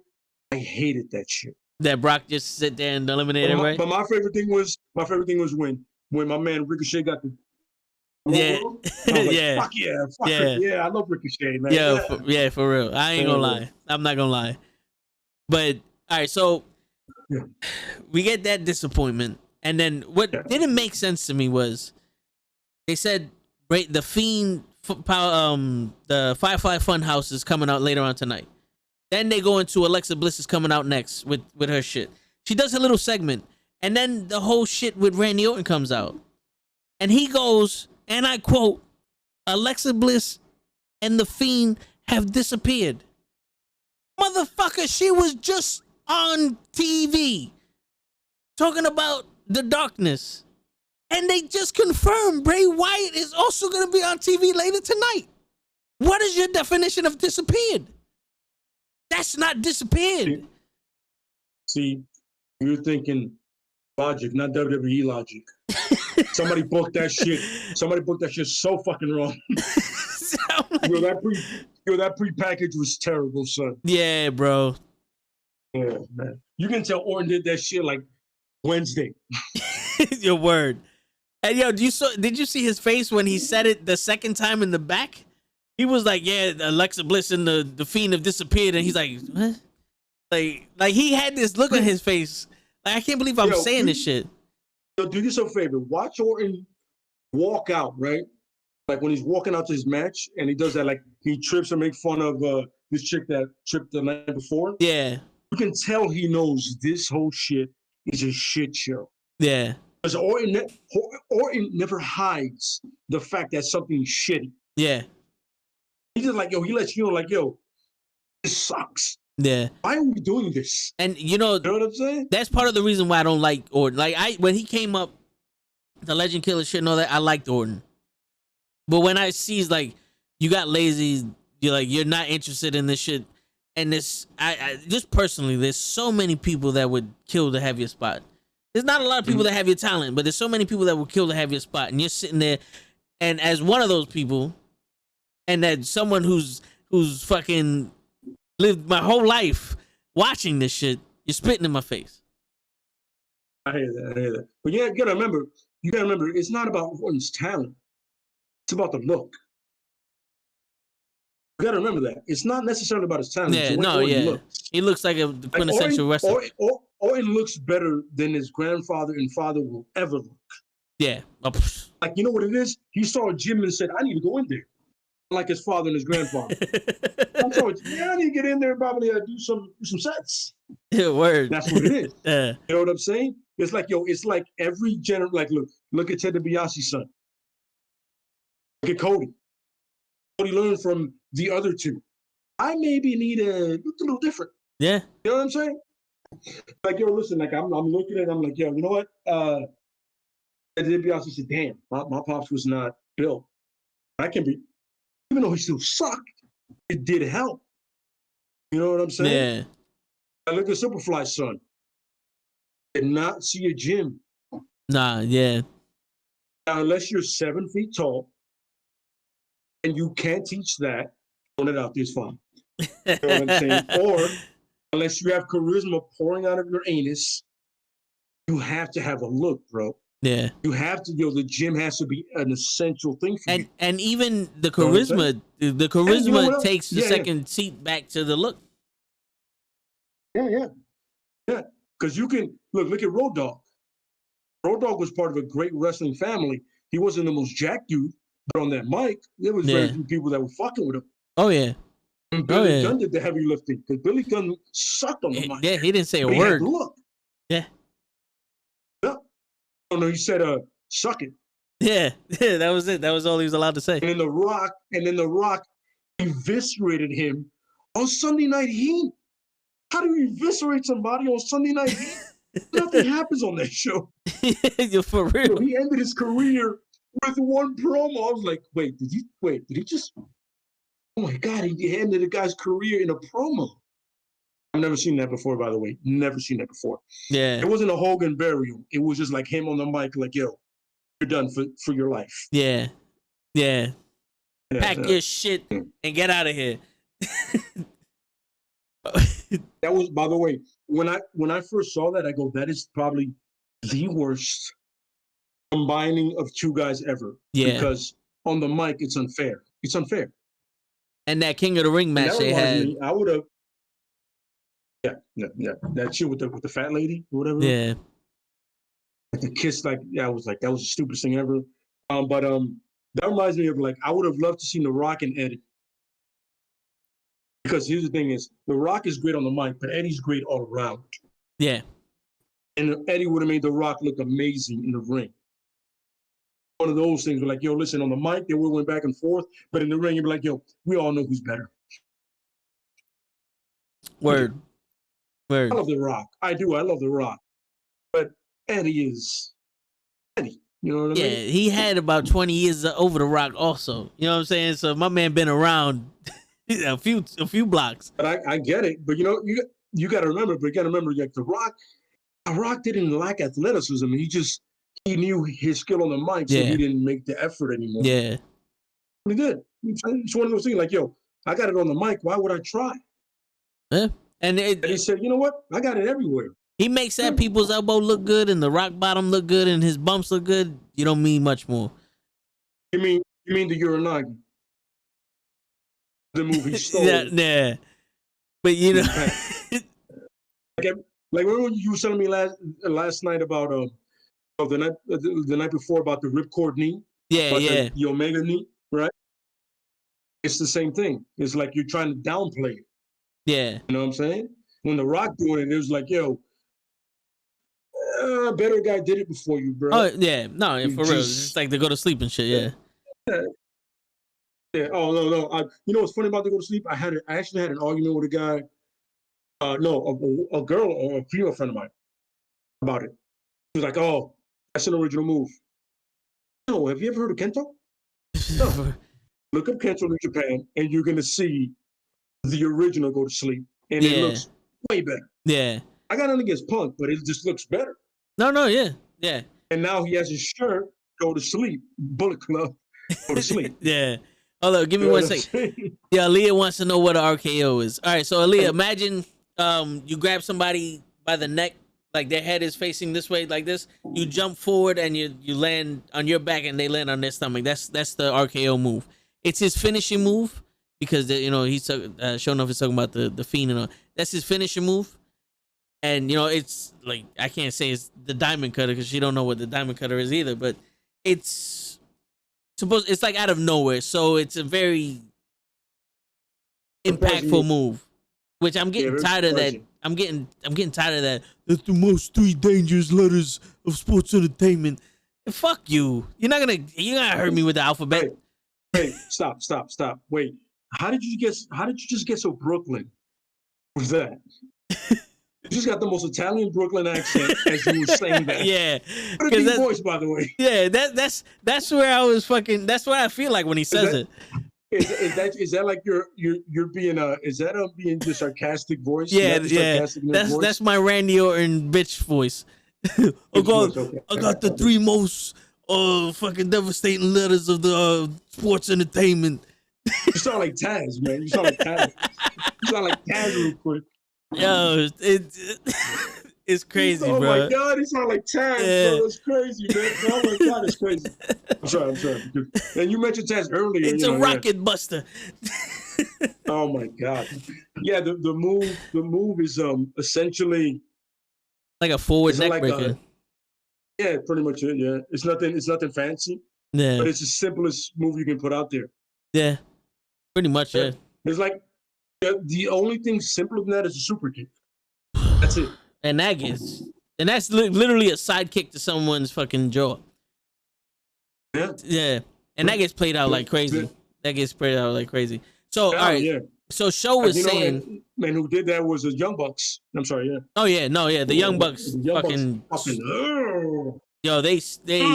I love their matches, but they super kicked the shit out of super kick party. Yeah, super kick party. What are we doing? What are we doing here? Yeah, like no one has just like. I'm sorry. No. It's I completely agree with you. It gets to the point like this is a man's finisher. This is his finish, and now it's a punch. How am I supposed to believe that when Shawn Michaels comes back and he does a super kick that these guys can't kick out of that? They've been super kicked 52 million times. You're wrong, because now he's bald. Oh, it's yeah. Totally different now. Yeah. So different. He's more aerodynamic. See? Now you're getting it. You're getting WWE writing it. Yeah, that's what it is. It's like the Batman logic, the Adam West shit. You're pulling my leg, the Joker. Yeah. So absolutely terrible. Absolutely correct. Yeah. Show was saying that he hated the finish of the Fiend and Randy Orton in WrestleMania, which we didn't mention this, but I'm gonna one RKO when the Monday Night Raw before WrestleMania, Randy Orton RKO'd the Fiend and he popped straight back up, and it's like I think it would have been better.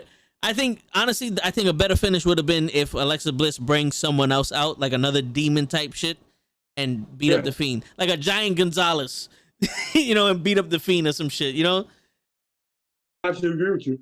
But I agree with you. Yeah. Is the Boogeyman busy? He's probably, he got to run out of worms somewhere. Yeah. Shit. You could have pulled anybody from NXT. Yeah. To bring him up to do that, right? That dude that tags with Drake Maverick. Pull that big son of a bitch out. Oh yeah. Yeah. Put some shit on him, right? Boom. Or even Taser or Laser, whatever the fuck. There's no more Retribution. Put one of them motherfuckers in a better mask, from fucking Retribution. Not some Casey Jones reject shit. Yeah, you got the Predator. You got the Predator and Hannibal Lecter in this fucking thing. Can't win a match. Don't you disrespect both of those guys like that? Don't you do that shit? Hey, it's not me. Cool. Don't do that. It's not me, man. It's them. It's the WWE doing that shit. All right, so we got to Raw. We got to that bullshit with the Fiend and Bobby Lashley. There wasn't much else. Charlotte Flair. The Raiders came back. The Viking Raiders came back. Yeah, I'm not gonna lie. I fell asleep during that match. By the way, I hate that name. Yeah. I love War Machine. Yeah. I hate that name. Well, the War Raiders was alright too. Nah, fuck that. War Machine. That's a dope name. No, yeah, it is. I don't give a fuck about the Viking Raiders. Sound like some little kid toys. Yeah. Like, I got the Viking Raiders. Yeah. That's not threatening at all. I'm sorry. I'm like, what are they raiding? What the fuck are we doing here? For real. War Machine, on the other hand, sounds like some shit's about to go down. Yeah. Yeah. Or whatever, you know what I'm saying? And I remember it's funny, but the funny thing is, it's not an ROH name. They could have took that name. But Vince is never like, can't use them. Yeah. And they were introduced as War Machine when they first came into NXT, like when they were sitting in the crowd. They weren't. Triple H said War Machine. He said War Machine. Yeah. Yo, all right. So, let's talk about Charlotte Flair, man. Yo, first off, she No, was let's not do that. No. Now I'm gonna start cursing. I'm gonna go like a no. fucking rant. I'm gonna No, agree let's with you, not do bro. this. I don't. Yeah. We can do this quick. Then, like, I'll rip off the Band-Aid. I don't see what everyone else is seeing about this woman being the Neither. number one fucking Neither. female, especially Neither. when you fucking have Bianca Belair. I understand she's new there, but I don't give a fuck. It does. You cannot. Time does not tell me you're the best. Sorry. You have Bianca Belair and Sasha Banks tearing down WrestleMania, where Charlotte. When Charlotte, fucking Becky Lynch and Ronda Rousey main evented WrestleMania also, and that match was shit. That triple threat match was shit. And every I don't give a shit. Fuck them. I don't like Becky. I respect what Becky Lynch did. I don't like her as an in-ring performer. I don't like when you're gonna sit there and shove them that they fucking have, that they're the best in my fucking face when there's so many other people there. Bayley and Sasha has the best female matches in this generation and in other generations that I've ever seen with them two together. And the only good match I agree. The only good match that I've ever seen Charlotte in that was interesting enough that was actually doing some shit was when she wrestled Sasha.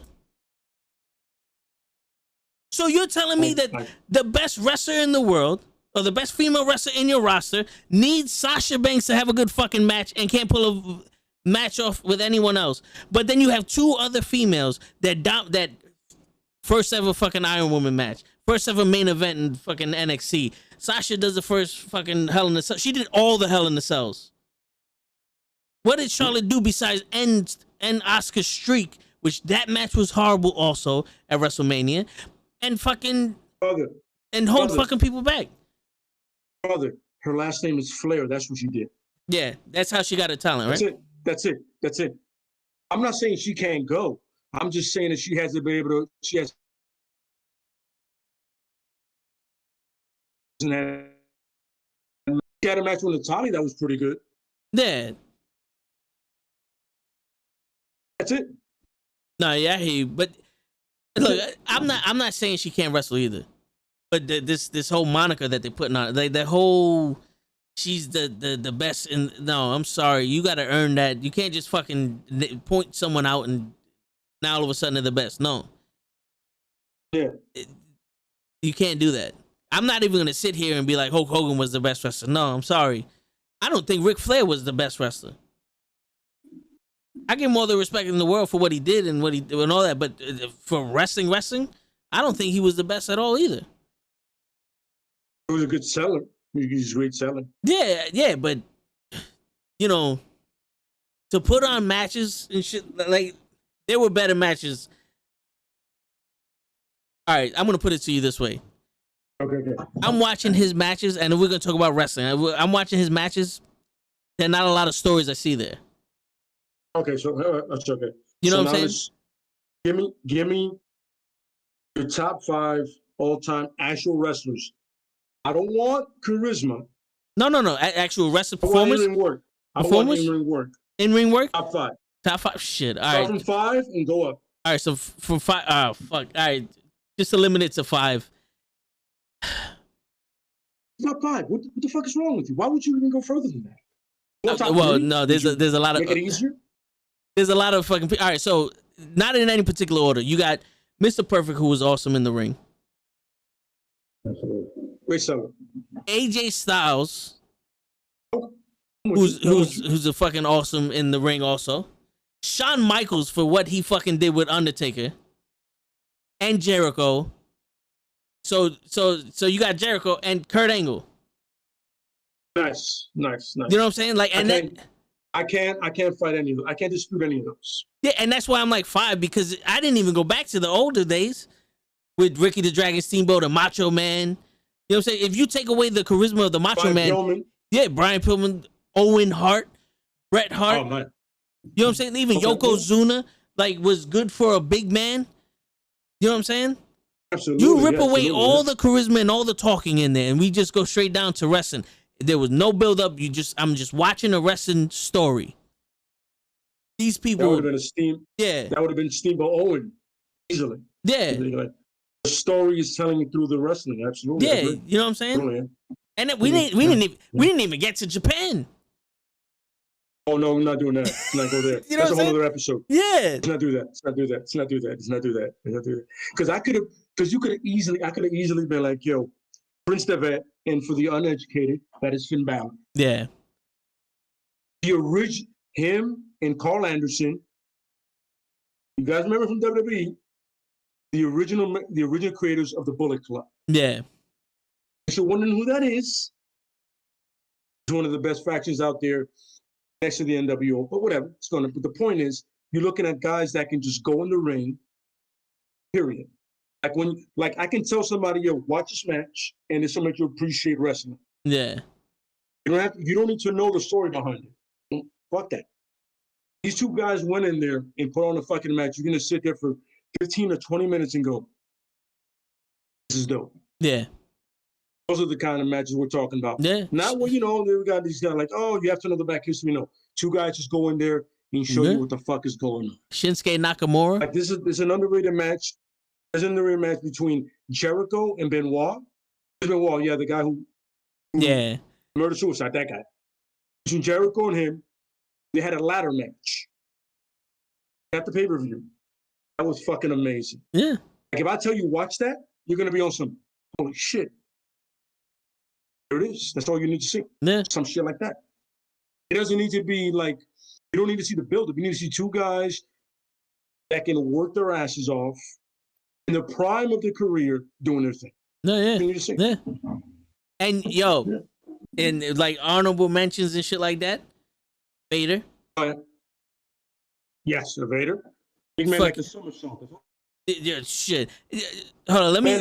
Man is at 400 pounds is doing a somersault. Yeah, Bam Bam Bigelow. You know what I'm saying?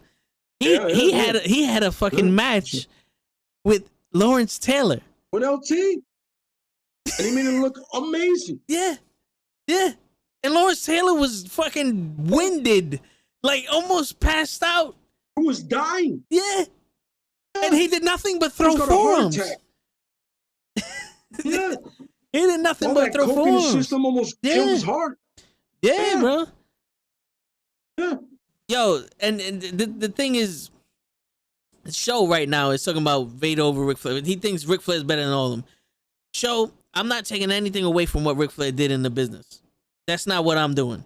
I'm just saying, in my opinion, from what I'm seeing, my visual perspective of it, when you take away all the glamour and shit, because, yeah, Ric Flair, 17-time world champion or whatever the fucking case may be, bro, that's what they decided to do as a company. That doesn't mean anything about him wrestling. There are a lot of wrestlers out there, right? The people I mentioned, besides the newer guys like AJ Styles and all of them, Mr. Perfect never won a fucking world title in WWE, but he could have. $1 Million Man fucking never did nothing. Roddy Piper. These are a lot of people that just because the company didn't put their back on them doesn't mean that they're not any better than fucking Ric Flair. You know what I'm saying, though, that Ric Flair is better than them just because of that. Because it is predetermined. And we're not talking about selling tickets. Yeah. By the way, fun fact, Ric Flair always puts over Piper. Yeah. Ric Flair himself puts over Piper every time. Yeah. I mean, because Piper and was Steamboat. Yeah. And Steamboat. Because those are the guys. Those are the guys. Like, he's like, not for nothing. Like, I was watching a bit of the Jericho podcast thing with Austin, and he goes, listen, I'm watching back now and seeing Eddie, and I'm realizing how he had top guy doing everything. Yeah. You got to remember that. These are the guys that they can do every type of wrestling thing and still get you invested with the mic. But they can also do it in the ring. Yeah. Angle was one of those guys too. Because Angle was able to evolve. Angle was a great heel, a great face. Even when he was a heel, he was like, he thought he was doing great. He thought he was a good guy, but he was such a dick. Yeah. He was legit. And even his comedy act. Yeah, it was awesome. Hell yeah. Awesome. Angle's one of those guys that is very underappreciated. Yeah. Extremely. he's one of those guys, top 10, top 5. But like, yo, my man, he can go on the mic or whatever because he's like, yo, he just sold you.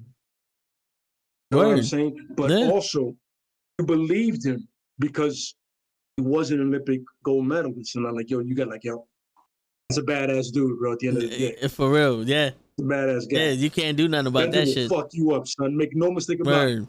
He will fuck anybody he's in that ring up with. And they knew it. Yeah. You know what I'm saying? Make no mistake, yeah. And going back to the Ric Flair shit show, if you sit there and actually watch the matches, right, with Ric Flair and all that, I believe it's a different, like WCW and WWE with different productions, they were different things, but when you go there and watch the match, like if you watch WrestleMania, what was it, 7 to 8, where Macho Man had the match with Ric Flair. A lot of 90% of that match was Ric Flair going after Macho Man's knee. You can't tell me you're the greatest wrestler in the world when you have another greatest wrestler in the world in Macho Man and you're just going after his knee. You're not telling me a story. You know what I'm saying? Like Hulk Hogan had an amazing match with the Macho Man at WrestleMania fucking 5. Hulk Hogan, by the way. Yeah. And you know what his handicap was? Being Hulk Hogan. Hulk Hogan sold for no one, did nothing for anybody. You know what I'm saying? One of the most selfish motherfuckers in the world. And he had a great match with. Yeah. Yeah. I agree. Huh? And it's like, I say Vader because Vader was athletic for his size, but also was able to tell the story. Like, he was a big man and he wrestled like a big man. He did his thing. And he also took it from like Sting and Ron Simmons, and that's another one we didn't fucking mention. Ron Simmons, yeah. And think about this. The greatest matches that you hear about with Ric Flair are Harley Race and Steamboat and Dusty Rhodes. Look at the workers he's working with, man. Yeah. Look at the people he's working with, man. Yeah. Look at him. I mean, Dusty was a storyteller above everybody. Yeah. He can sell, I mean, he can tell you a story just walking to the fucking ring. Yeah. Yeah. You invested in the guy because you're like, yo, I fucks with that guy. Yeah. I like him. He's a fat dude, but he can go. Oh, yeah. Oh, Steamboat. yeah. Steamboat, a guy that can go, period. Yeah, he can go anyway. Masterpiece. Doesn't matter. Harley Race. He was Ric Flair before. He was Ric Flair before Ric Flair was Ric Flair. Yeah. Absolutely, yeah. See, now Show want to talk about Bret Hart with soften up the legs. Bret Hart had a fucking phenomenal match with the Skinner. You know who the Skinner is, Show? You never heard of the Skinner. You about to go on the WWE Network and put Skinner in the fucking search bar.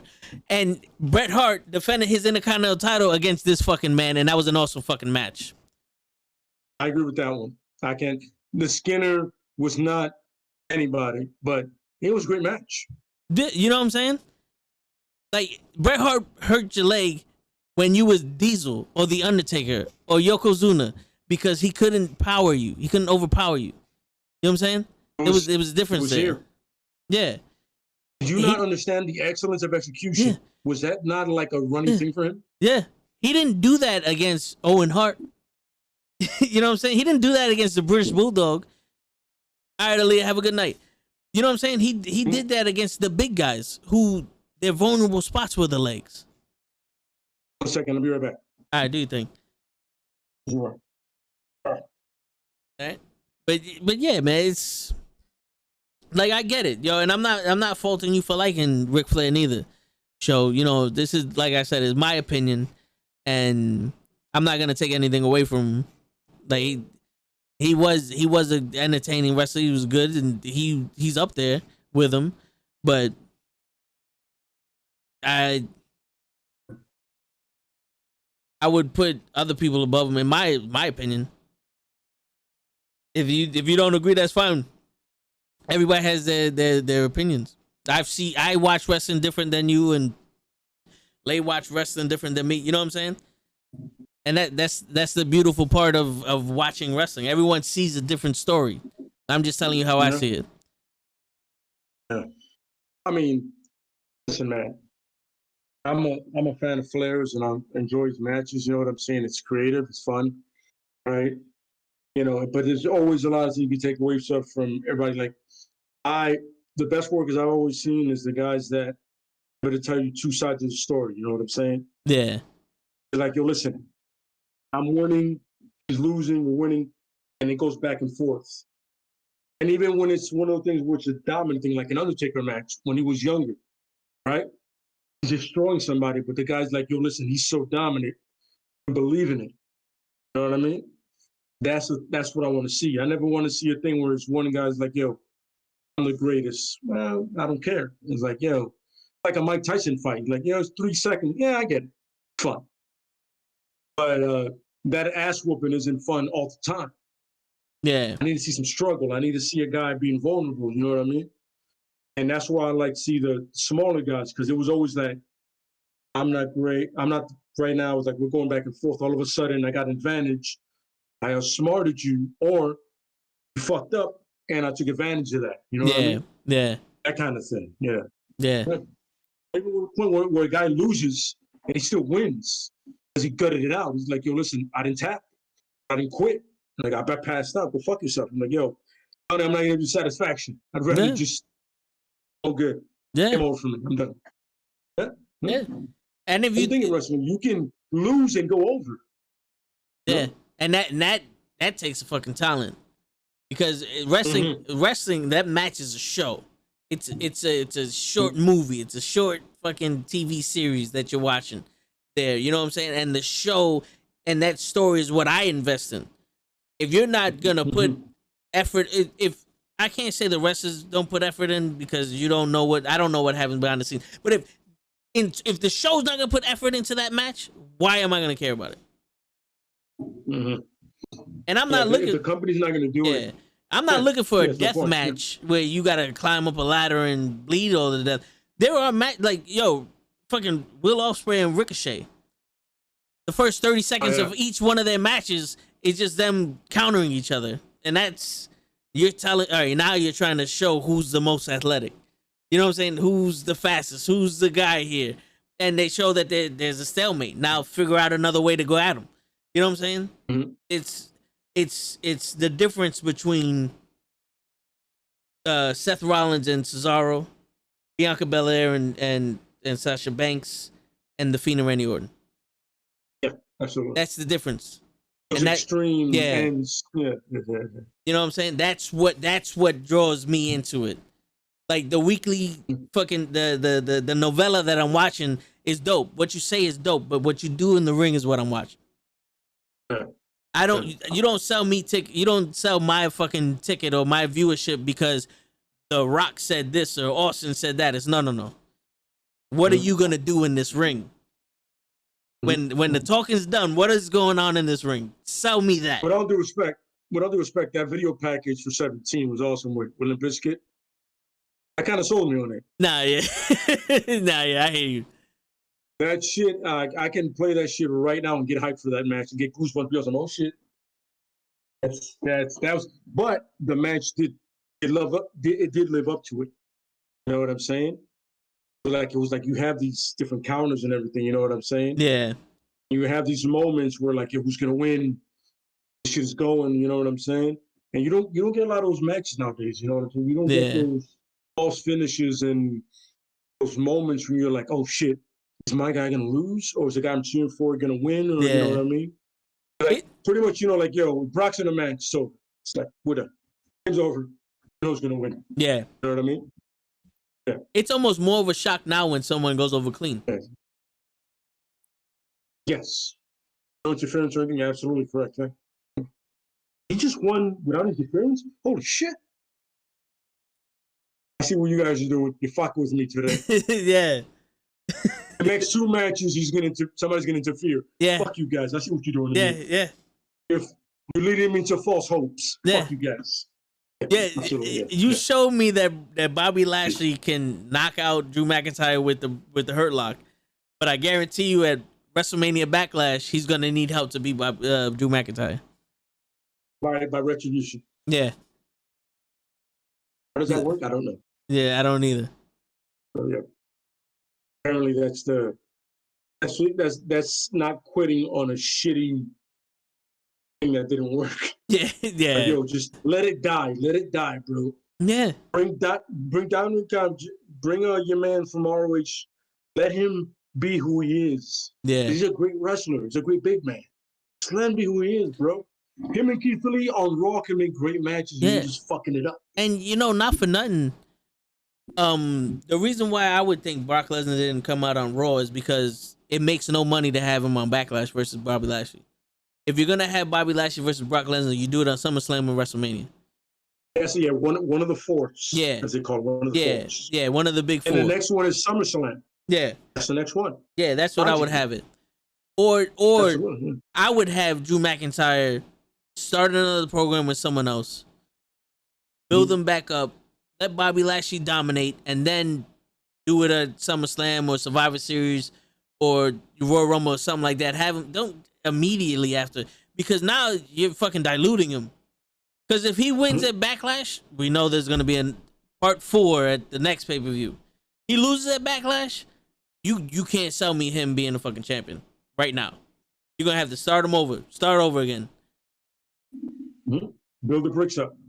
But, that's another thing is guys can't be built back up. You have to automatically insert it. My man, you got to start over, son. Back in the line. Start over. Yeah. Got to win your matches. My thing is, I always used to love when you win the IC title, you automatically get the championship shot. I used to love that shit. Yeah. You get that title, you're a step away from challenging for that title. You're my man. I am the second best in the company. I'm on your heels, son. Let's make this happen, bro. Yeah. Let's make this happen. And it's It doesn't sad. happen anymore. Yeah, because those titles mean nothing And you said anymore. losers get title shots. Yeah. It's crazy how those titles mean nothing anymore. Nothing at all. Because It should be a stepping stone. yeah, that should be your audition. You know what I'm saying? Like when Mr. Perfect was the Intercontinental Champion, that's what showed that he was a good fucking wrestler. Bret Hart Intercontinental Champion, that's what led him to be like, all right, this man can hold the company with Shawn That's what Michaels. let the Warrior challenge Hogan. Yeah. I got this belt. Macho So Man. now, Macho Macho Man Man, yeah. showed his worth with the Intercontinental title. And now it's just a fucking belt to hold your pants up. Like, honestly, you know how many times me and my brother be talking? And I'll be like, who the fuck is the Intercontinental Champion? And I'll be stumped. And I'm like, oh shit, it was Big E. Or it was Sami Zayn or whatever. I was about to be like, I don't even know who the fucking tag team champions are. But I just remembered as the Dirty Dogs. But I'm like, they're not even on. Dolph Ziggler and Bobby Roode. They're the Dirty Dogs. That's her name. That's her names. Yeah, I believe so. I Who thought think. of that? Who thought of that one? Show must have thought of that one because I don't know how they're not dogs and they're not dirty because they're supposed to be show offs. But anyway, that looks like I would have been like glorious show offs or Yeah. whatever. I'm sorry. Yeah. no, yeah, Hey, by the way, they fucked up Bobby Roode as well. That was Yeah. awesome. Yeah. Fucker, by the way. yeah. He was, no pun intended. He was glorious in NXT and came up and was oh shit. I don't know how you get these NXT build-ups, right? And you just like shit all over them. Yeah, Like the guys have those amazing matches there, and they have these builds, right? Like my perfect example of that is Enzo and Big Cass. So literally, they both suck in the ring. They were trash. yeah, they were. Right. They were trash. They were trash. Let's cut the shit. But They were Friday Night they trash. just had the. But they just had it. They It was like if you had two road dogs. yeah, they were Pretty much. they were the closest thing to this era's Outlaws Yeah. on the mic. My man. On the Yeah, mic. they had that stupid SWF, that stupid ass spelling of soft. It was a thing. And they showed up on Raw that night, bro. And it was like, oh shit, the second coming. Yeah. And somehow you shit all over that. Well, I think they did that themselves. No. Because remember, they challenged for the titles so many times and they failed. Yeah. They never won them. But They should have won them once. But Enzo had a lot of backstage heat also, you know what I'm saying? Enzo was a non-intelligent Sami Zayn. Yeah. His mouth had a big bark. Yeah. But he didn't have the brains to back it up. Yeah, and then so it's, and then Kaz was just a fucking dirtbag. Yeah. And I can't believe they tried to push him for that Universal Championship with that 4-way where Kevin Owens won it. Oh yeah, I remember that shit. That piece of shit. Yeah, but it was. What are we doing here? Yeah, it was. They were trying to get the next. They were trying to do that Kevin Nash shit. Yeah, he was a big guy, or Test, or just some shit like that. Yeah, it's like that Test shit failed. Yeah, big time. And he got huge too before he died. Test. Because pumping up roids. Yeah. Couldn't do it. But shit, man. Yeah. So all right. So it was just getting back to all right. So we went through Raw. Now pitch me your SmackDown. How do you see SmackDown going from like this is you controlling how on SmackDown? Yeah. Okay, awesome. So we have I'll stick with the way SmackDown rolls, right? Roman comes out, right, and he gloats, right, about how he won, which makes sense, right? Tribal chief, I'm the man, right? Then Edge comes out, right? They're like, yo, listen, you didn't pin me. And Bryan comes out, you didn't pin me. Samoa Joe comes out and goes, yo, I don't give a shit what any of you said. You've had your shot. Both failed on the main stage. I never had a shot at him one-on-one. I always had to, because remember, they had a 5-way with him, Strowman, and all that shit. Yeah. There was always somebody in the way. It was never me and him. Never just us two, right? And you call yourself the head of the table. I've never seen you fight anyone. I'm a fight. I'm the fight. There's nobody here who's going to give you a fight like me. Not Owens, not anybody else. Me. Right? They all talk shit. They were like, yo, listen, I'm going to make it simple. Edge, Daniel Bryan, the right-hand man, and anybody else you want to throw in there tonight, we do it. I win, I get you the next pay-per-view. I lose, you never see me again. Ever. Clearly, he ransacks through them cats, right? That happens. Second segment, right? Apollo Crews come out, right? That's how you do it right. The title things. You got to do the titles right. Right? Apollo Crews comes out and goes, he introduces this dude, right? Whatever the fuck his name is at this point. Yeah. General Akbar, whatever the fuck his name is, right? You know what I'm saying? Some I just named a Star Wars guy, but whatever. Yeah, the tall motherfucker. You know what I'm saying? The tall nigga, right? That guy. Right? All of a sudden he's like, you know what I'm saying? I got my muscle, right? And Biggie goes, Biggie comes out and goes, you know what's funny? I've had my run with this title. I'm cool with it. You know what I'm saying? Like he calls out Biggie like, yo, I'm done with it. You did what you needed to do. I need to go on to bigger and better things. We don't see Biggie for at least 2 weeks, right? Gone, right? Done with him. I get it. You bring some guy in from NXT. Anybody. I don't care. Tommaso Ciampa. Ciampa comes, you know what's funny? I've always loved the Intercontinental because it's a workhorse championship. I love to work. I see that title as being mine. You got your guy, I'm with it. You know what I'm saying? Who do I need to beat to get to you? Move that on. The women's next. The women should never be last. Eka comes out. Straight up, who wants this? Who wants some of this? No bullshit. If she's the best, who wants this? Word. Who wants it right now? Somebody comes down, no matter who it is. I can't think of anybody now because I can't think of anybody important. Yeah, besides if He Bailey wants it. would have. With all due respect, Bailey wants it, whatever. But Bailey's always part of a program, so you gotta Yeah. get somebody fresh. Yeah, no, And yeah. you're like, yo, you want this? Prove it.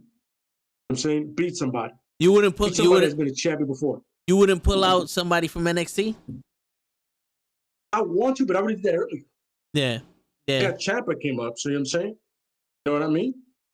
Then after that, you know what I'm saying? You got the tag team champs, right? The what are they called? The dirty hot dogs? Dirty What are they called? dogs, yeah. Dirty Dirty dogs, yeah. Yeah. You said dirty hot dog water. I'm sorry. No, You got those guys, right? yeah. They come out like, listen, we're having the challengers. And the Mysterios comes out, right? Yeah. The Mysterio champ.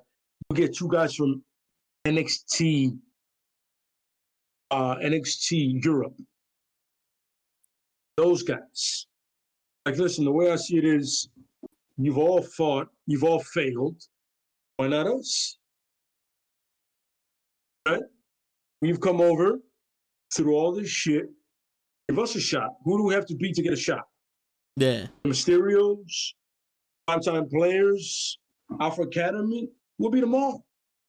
They win, they get the next title shot, right? And they beat the dirty dog waters, whatever the fuck their name is, right? And after that, you feed all that other shit that doesn't matter. All the individual shit doesn't matter. But the end of it ends with Samoa Joe running roughshod and goes, Roman, me and you, son, the real challenge and you. And Roman tries to come up with some shit like, oh, you beat him, whatever. He goes, listen, we'll do whatever you want next week, son. I'll run through them cats. Let's make this happen, son. You can't avoid me. Yeah. One way or another, we're going to do this. Like, Joe's going to be a bully to Roman, Yeah. which he's never had before. Hey, my man, we're going to make this happen. You can't avoid me, son. We're going to do this. One way or another, we're going to do this. Yeah. That's what you need. You got to bully a bully. And you can make it that That's what you need. And Samoa Joe's a bully. yeah.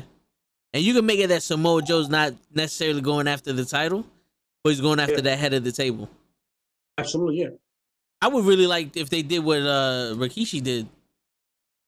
But I don't know if you remember when he had like 50 of them, the Samoan family, what was it, the Samoan dynasty or some shit? But he has it in his thing, in his wrestling promotion. Yeah. Like, I think that would be dope. Like, it doesn't have to be that many people, but I think that'd be dope. Yeah. Yeah. I remember there was that one time where there was somebody that was part of their family that wrestled that Roman saved from wrestling somebody. It was one of their cousins or some shit like that. It was on Raw or some shit like that. He saved from somebody beating him down. I'm saying, yeah, I mean, it's a big family, so yeah, they can do that. They can definitely do that. Yeah. I feel like it's gonna be them three or like a Samoan hit squad, kind of like a tribal thing going on. You know what I'm saying? Yeah. But now going rough shot for a year or two, and then yeah, but when you have shit like that, when you let's say you have the Usos, Samoa Joe, the Samoan from NXT and Roman Reigns and Paul Heyman, they're the faction.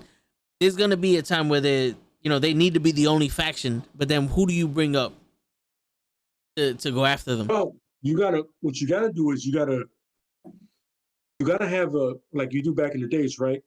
There's people that want individual titles, right? And they understand, like, yo, listen, we're not beating them individually. We got to do it together. You know what I'm saying? It's a crew that, like, yo, Like an organic. titles. Yeah, I want the Intercontinental title. I want the Universal title. Like, yo, listen, we suck individually. Yeah. We've got to figure out a way to do it together. You know what I'm saying? And it's a makeshift shit. It's like, yo, listen, we don't like each other. I get it. We're not even friends, but in order for us to beat them, we have to work together. Yeah. And then you have that Survivor Series match, right? Where they beat them, and they're like, oh, shit. Okay. We did it together. We got this. You know what I'm saying? And there's a stipulation like, yo, listen, if we win, one of us gets a title shot, whether it be the IC championship, the tag team, you know what I mean? Yeah. And then you see the cracks in the family, right? In the head of the table. Like, yo, how do we lose to them? We're not family or whatever, you know what I'm saying? They don't, you know what I'm saying? And it starts like that. That's how the storyline works perfectly. Yeah, and You know what I'm saying? it makes Have it organic. individuals be the core group. Yeah.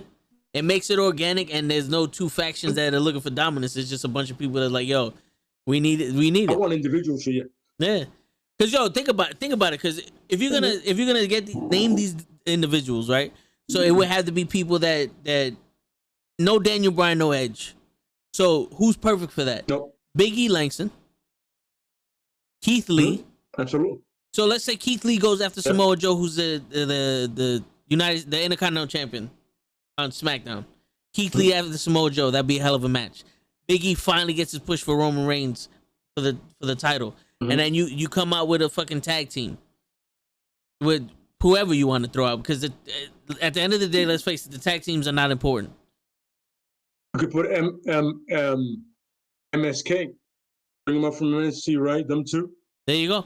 And they would be a perfect foil. The Usos, they're all high flying. Yeah.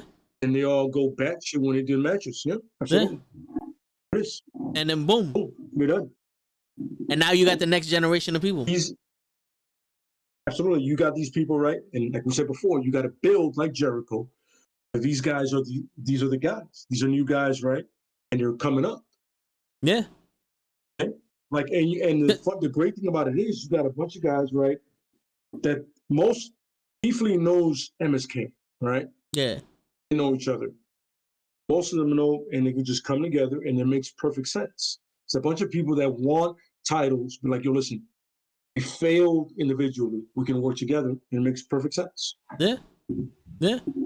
To me, to an end. And it also pays homage to the old school 80s wrestling, because you had the Heenan family, which is a faction of Haku and the Andre the Giant, and the Barbarian and Mr. Perfect and all those other people, Ravish and Rick Rude, and they were separate people, but they came together because they were the Heenan family.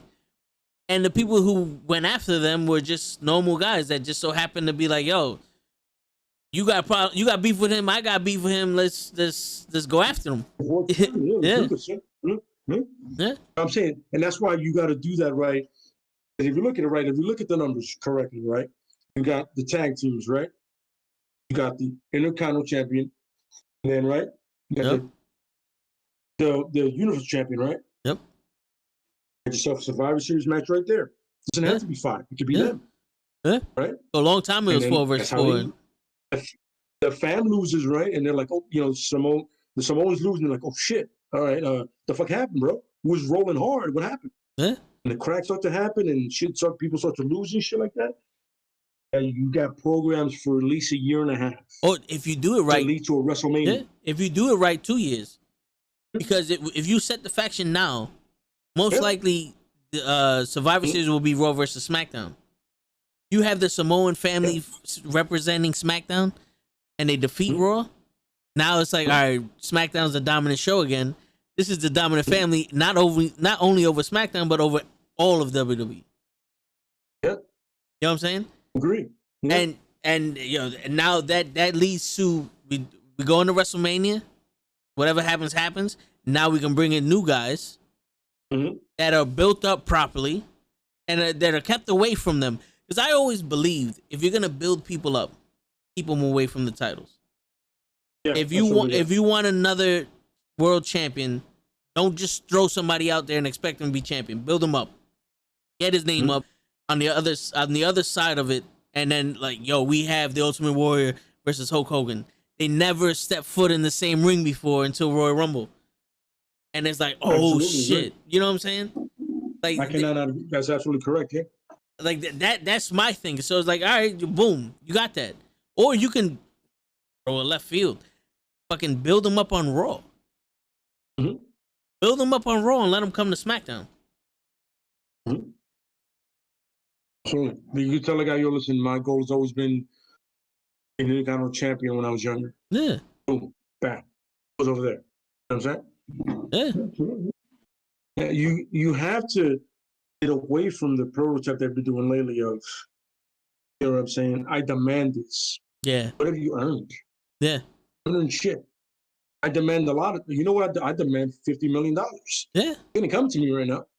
Yeah, like I can't walk into a bank and say, you know what, man, I watched shitty wrestling for 17 years. You owe me money. Nah, it's good for you. Go about your I business. can't go up to Vince and be like, yo, listen, you know how much you owe me for the shit you put me through? Yeah, Hold up. because like the way they run it is, if I went into the WrestleMania, if I went to WrestleMania and jumped the fucking guardrail with a mic and was like, yo, I want a title shot, they have to give me one.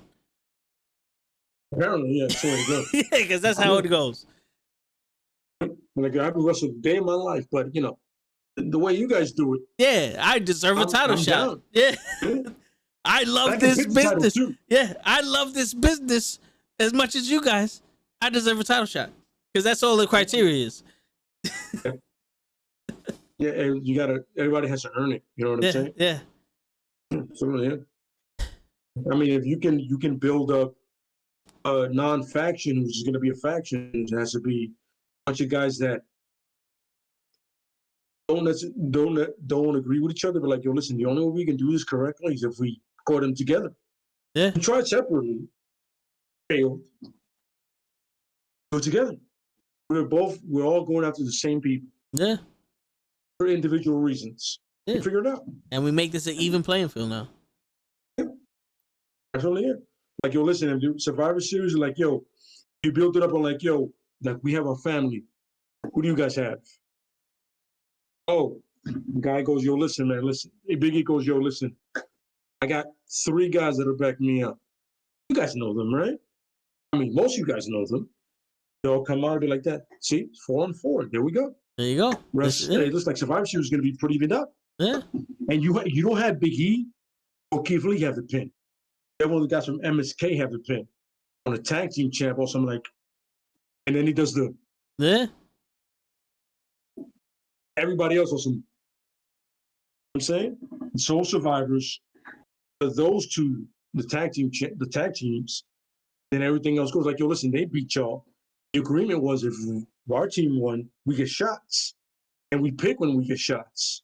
And everybody picks when they get their shots. Yeah. And you pick them, you got to pick them pay-per-views, the ones that matters. Yeah, for real. Perfect. And if you want to fuck with them, right? You want to fuck with them because let's say at this point they run the show because there's no real GM and whatever the fuck Roman says, this guy does anyway. Oh, yeah. You can always be on some, oh, okay, you guys want a title shot. All right. Yo, Keith Lee and Big E. You get a tag team title shot. Mm-hmm. You know what I'm saying? Like, there goes your shot.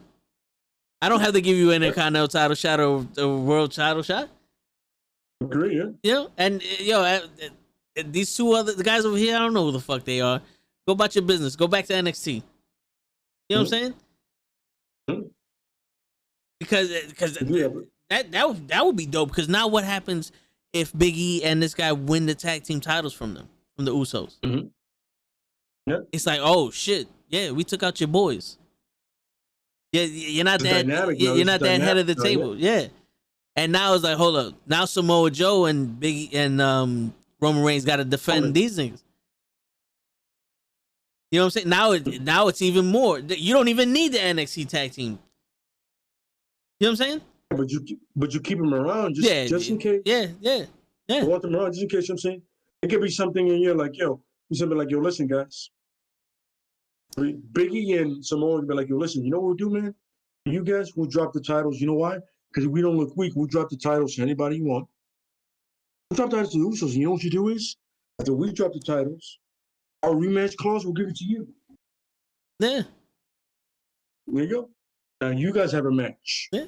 Or the you fuck can do a WrestleMania status. Yeah. Or the fuck with them back. Like, yo, listen. We don't want to be tag team champions. So, yo, we're gonna relinquish our titles to these guys. No, you know what you do? Don't do that. What you do is you put them up. You're like, yo, listen, how about this one? We're gonna relinquish them, right? And Adam Pearce, since we're the champions and we have the powers, champions have the powers, right? Yeah. According to them, unless you lose, you make a tournament. Yeah. Make a tournament, right? Get all the tag teams in WWE know who's gonna come out. Yo, but we were the former champs. You never invoked any clause. You make a tournament as champions. We can request this. The tournament, right? And the first two matches you make, the first match you make, is them versus the Usos. And the Usos are out. Already Roman and Samoa are living. Yeah. How did you guys lose already? How did you guys lose? And then that's how you start the cracks. You know what I'm saying? Like, yo, all right, we lost that. We had control a minute ago. What the fuck just happened? How you do it, man? Yeah. Absolutely. And then you can lead to, let's say they lose the titles, you can lead from these guys have feuded with Big E and Keith Lee or whoever you want to put in that position to now Roman Reigns is feuding again with Samoa Joe. Mm-hmm. And that can last however long. And the Usos have been disowned. Now they have to go back up to being their own team. You know? Yeah, absolutely. And then you got you got like 2 years out of that. If you do it right,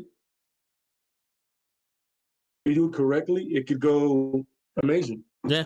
I'm saying you just gotta know how to book it correctly. You know how to use these talented individuals and get 5-star matches out of everybody. Yeah. Whether it be actual wrestling or stories. And the best part about that is that's not all that SmackDown needs to do. Because that's their main story. You have sub stories. And you have other wrestlers doing some other shit.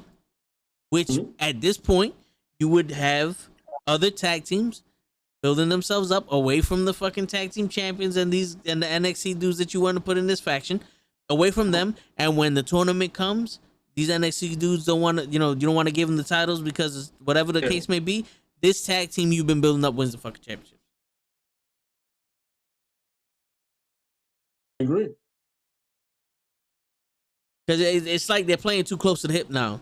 Now it's like, all right, we got this one guy. Just go out there, do whatever you want. Oh, we need something new. Him. Go out there and be new. There's never any. If it's a build, it's personal. It's never a build. It's just competition. Yeah. I never want to be better than that guy. Yeah. Whatever happened to the best out of 7 series? I'm better than that guy because I'm just skillfully better than that guy. Yeah. I think the last time they did that was Booker T and Cena, right? Sheamus and Thing and Cesaro. Oh yeah. Sheamus and Cesaro. Yeah. It can never be like, yo. I remember when Booker T and Benoit had the thing for the TV Championship. Yeah, WCW. WCW. Some of the greatest matches you've ever seen in your life. Yeah. Best I can go. And we're telling the story like, yo, listen, and the story was, I don't hate you, you don't hate me. It's like, yo, I'm just better than you. I want this chip belt more than you do. Yeah. And that actually showed a lot of Booker T. Yeah, absolutely. Because that changed everybody's mindset from he's just somebody who came from a tag team to now this guy's a legitimate singles wrestler. Yeah. Same with Benoit. It's the guy came from a faction to a guy that's like can legitimately just do his own thing. He doesn't need any help. And neither one of them did. You know what I'm saying? You know who can benefit from that the most in this time right now? Like if you decided to do it between two people, one of those people benefit the most. Ricochet. Absolutely. Ricochet and whoever else you want to put in there, but benefit the most because now it's about. Because I honestly believe they're holding Ricochet back because they don't think he has mic skills. Which, if you watch him outside of he has a lot of charisma also, but they're not. He's doing this. He's a superhero shit, and I get it because he can fly, but not everybody who's a high flyer needs to be a fucking superhero. You know what I'm saying? I mean, what you have to do with a guy like Ricochet, right, is just understand his skill set, right? By the way, Ricochet, thing is, they like to focus on the high fly, but he is a powerful guy. Have you seen Lucha Underground? You know the guy is strong as fuck. You know what I'm saying? Prince Puma. But you're limiting it. Vince is doing his usual shit, like he's a smaller guy. Doesn't mean the guy can't go. He has a like Eddie Guerrero build, like, yo, and Benoit build, like, yo, I can do it all. I can chain wrestle. I can do it. I'm given the chance. But also on top of it else, if you just like Roman, if you let his personality open, you can see there's more to it. Yeah. You know what I mean? There's a lot more to him. You know what I'm saying? He can be funny. He can be focused. He can be dangerous if you let him be that. Yeah. But they always see like the superhero things like, yo, that is fun. At one point, guys have to evolve. Yeah. Like And, Xbox. yeah. And yo, not for nothing, I just thought of the perfect guy for him in that the best of 7 series match. Perfect opponent for him to brush off all the shit he's going through. Morrison, John Morrison? John Morrison, and Ricochet in the best of 7. What title? You know, no, it's for the title. For the number 1 contendership of any title. Yeah, The guy who wins it gets a shot at the title. yeah. Because that right there, you Lucha have. Underground, they killed it. Oh yeah, because you have a guy in John Morrison who's athletic as anybody with the fucking free, the parkour and all that other shit. This guy can do anything, and Ricochet can do more than John Morrison. And you have these guys in the ring under the WWE production. Come on. But unlimited though, they have to be able to do what they got to do. Yeah, yeah, Unlimited though. yeah. Absolutely. I completely agree with that. Yeah, I'm with it. I'm with it. I'm a fan of that. 100%. It was like I would love to see Kyle O'Reilly versus Aleister Black. Shit, I would like to see Aleister Black back in NXT, bro. Because what happened to him? It felt like they said, Selena Vega, you're fired, and he left. He's gonna get back on SmackDown repackaged or some shit. I don't know. I don't think you need to repackage him. I think he was perfect the way he was. They just fucking dropped the ball with him. With that whole, I want to fight. No, yeah, you want to fight? Yo, the best shit I've ever seen is what he did with fucking Velveteen Dream. Yeah, yes. That right there, I was like, yo, this dude could do anything. Apparently, anything that the WWE wants him to do is nothing. Yeah, he didn't have abs, bro. That's the problem. Yeah. Assuming. Too much skill and not enough abs. Yeah. It's like, at what point do you sit there and go, this guy doesn't need to be 300 fucking pounds? You know? Look at Andrade. What the fuck are we doing here, bro? Yeah. Yeah. How many people was like, yo, I just want to leave because you're not doing nothing with him? And it's not like we're asking for him to be champion. Give him something to, like, give him fucking time. You have a 3-hour show and nothing happened. A 3-hour show, and the only match I can tell you that actually happened was Rhea Ripley and the fucking Viking Raiders. And Charlotte Flair. And Charlotte Flair, yes. I am the opportunity. And Braun Strowman, which you've seen 1,000 times. Oh yeah. I beat a 50-year-old Shane McMahon in a cage match. I deserve a title shot.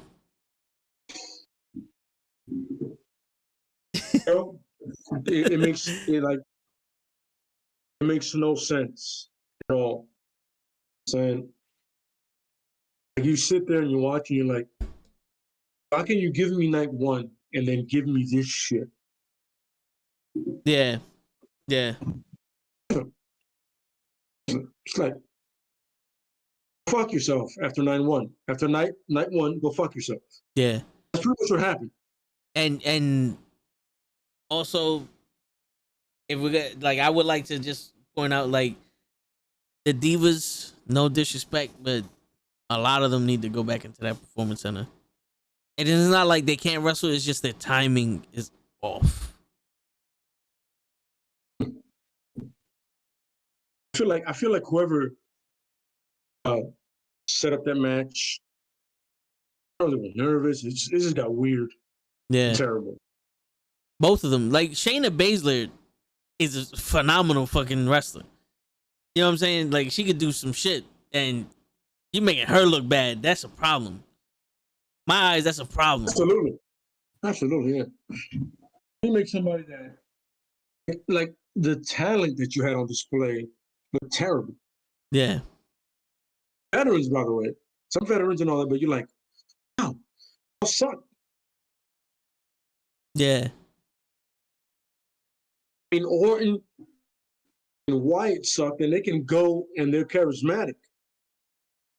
Mostly Wyatt.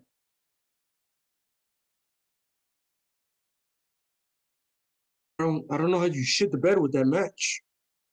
Yeah. Yeah, that Oh man. like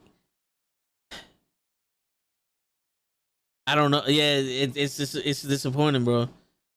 Because it almost, you know what it felt like? It felt like they did their former WrestleMania match with the whole hologram shit. It's like they just said, guess what, guys? Fuck you. We're gonna do this over again.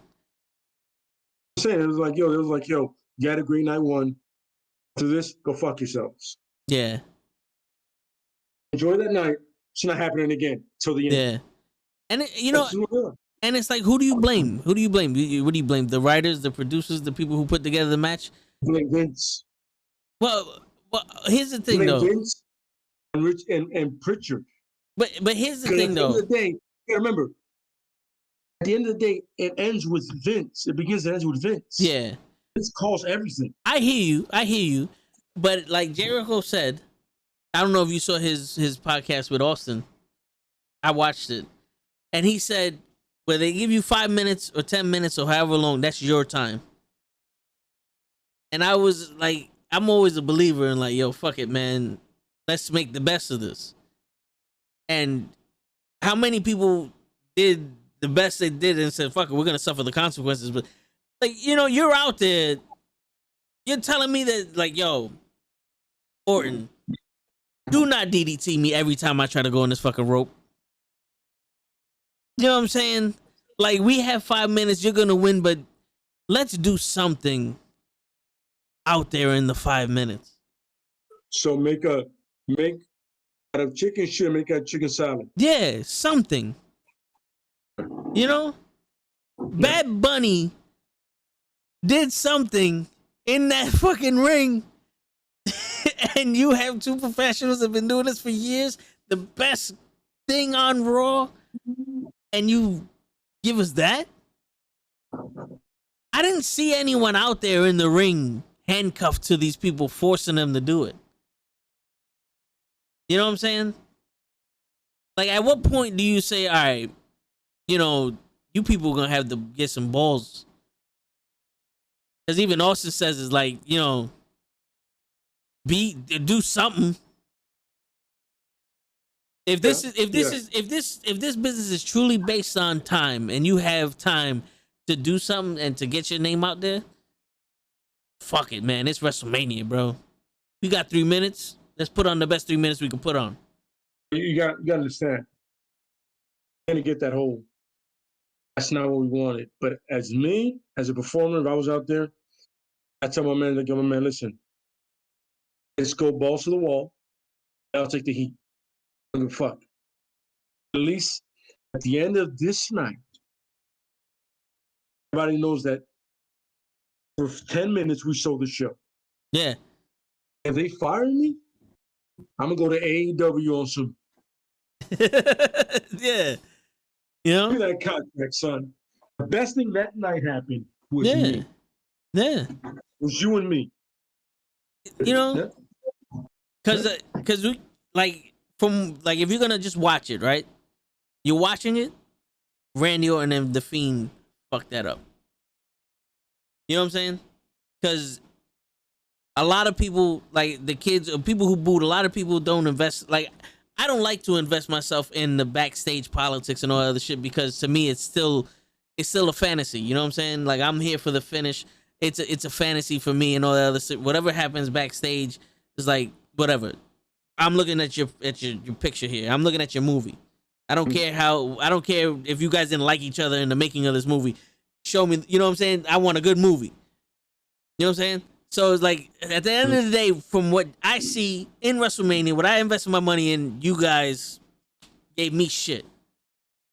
You know? Yeah. Just like at work. If you're at work. You gotta remember the placement of the matches. Yeah. It's like, where in this shit show am I being placed? Yeah. But, you know. Jericho said this thing, like, yo, when him and Kevin Owens got the second match, he was like, "Oh fuck you, man! I gotta get out of here." Yeah, I hear you, but that's We had also the best program going. Fuck you guys. yeah, but that's also Jericho. Not a lot of people could do that. You know what I'm saying? Not a lot of people could be like, "Yo, you made me second. I'm going home." Yeah. Goes, yo, I go to New Japan. New Japan was like, yo, open arms, we'll pay you. Word. And we'll make you last.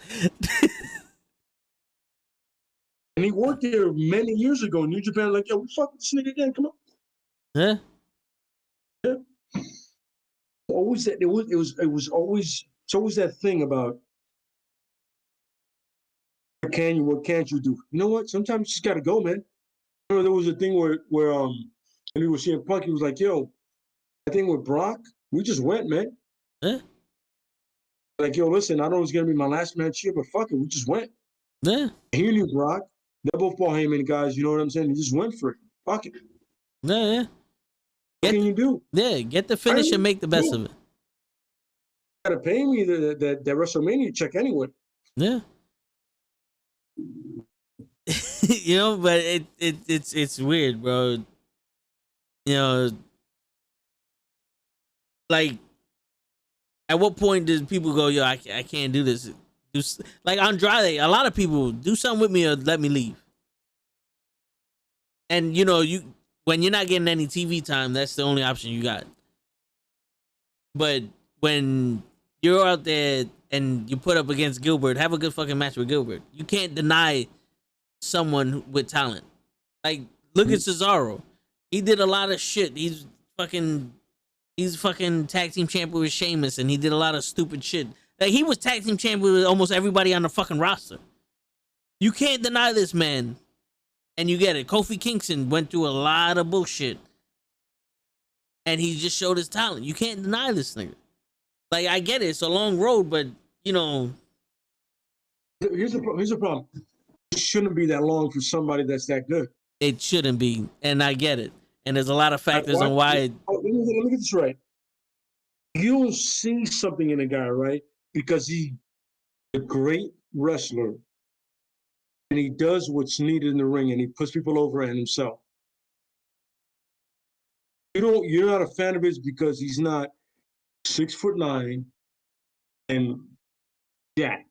Yeah. Meanwhile, he's literally the strongest human being you have on your roster. Yeah. Literally.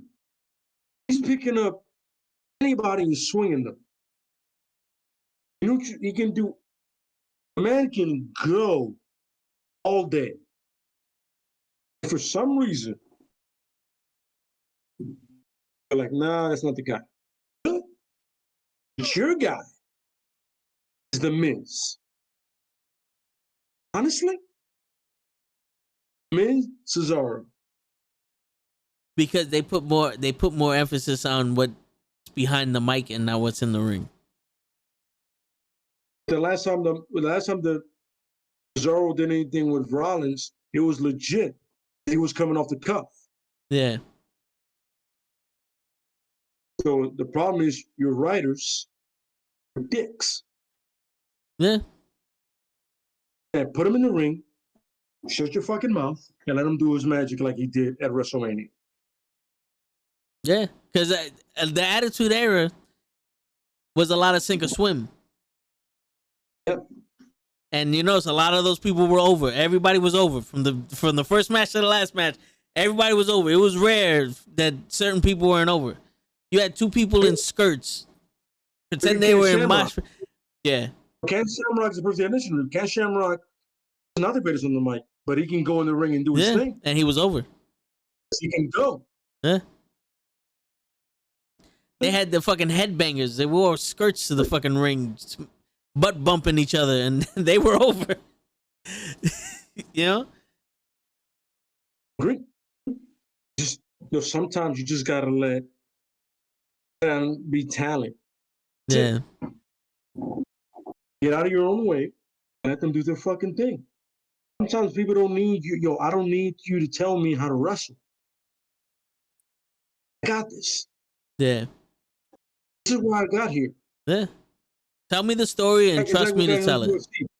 Tell me how to fight, dude. I know what I'm doing. I can throw that. I can scrap. Yeah. I know what I'm doing, bro. Yeah. Yeah.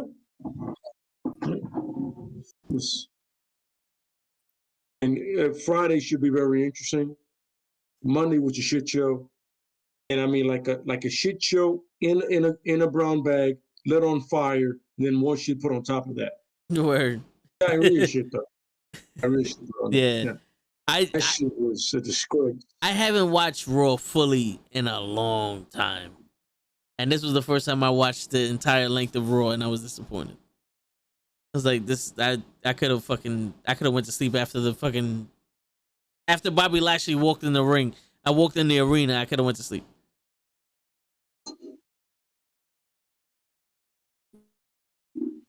No, shit show. Yeah. It's funny because I watched probably 45 minutes of it, and I was like, I'm good. I watch the highlights. I don't need to see once I saw Charlotte Flair, I was like, fuck this game. I'm dead. Yeah. When I see Charlotte Flair in anything, I go, yeah, I'm not watching this shit anymore. Yeah. You know what's funny? That's me. On SmackDown? Yo, done. That's me with Daniel Bryan. It got to the point where Daniel Bryan walks out, I'm like, who's he taking this shit from now? You know what I'm saying? Like, who's he gonna bitch about now and take the fucking opportunity from? Because think about it, he did the same shit when he got the title shot against AJ Styles. He basically just came out, complained, and got a title shot. Now Roman Reigns, he got a title shot. It's like, even WrestleMania 30, he's complaining. Like, yo, my man, how much can you complain? And why are they giving you all these goddamn title shots?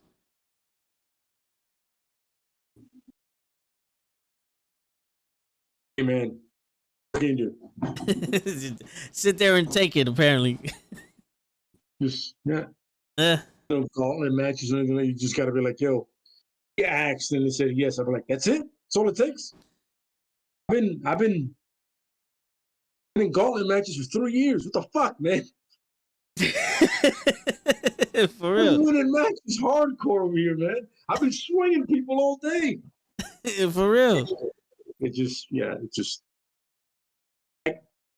The booking is terrible, son. I'm sorry. I can't do anything else. Yo, ECW's booking was better than this shit. Yeah, and ECW was a clusterfuck. Jerry Lynn paid people to face Rob Van Dam, and Rob Van Dam wasn't even the fucking world champion. He was a TV champ. Yeah. For 4 years. Yeah. Yo, it was almost like every night Jerry Lynn and fucking Lance Storm were. Yeah. Or just incredible. Yeah. They had the same match over and over again, but it still was like, all right, but they're going.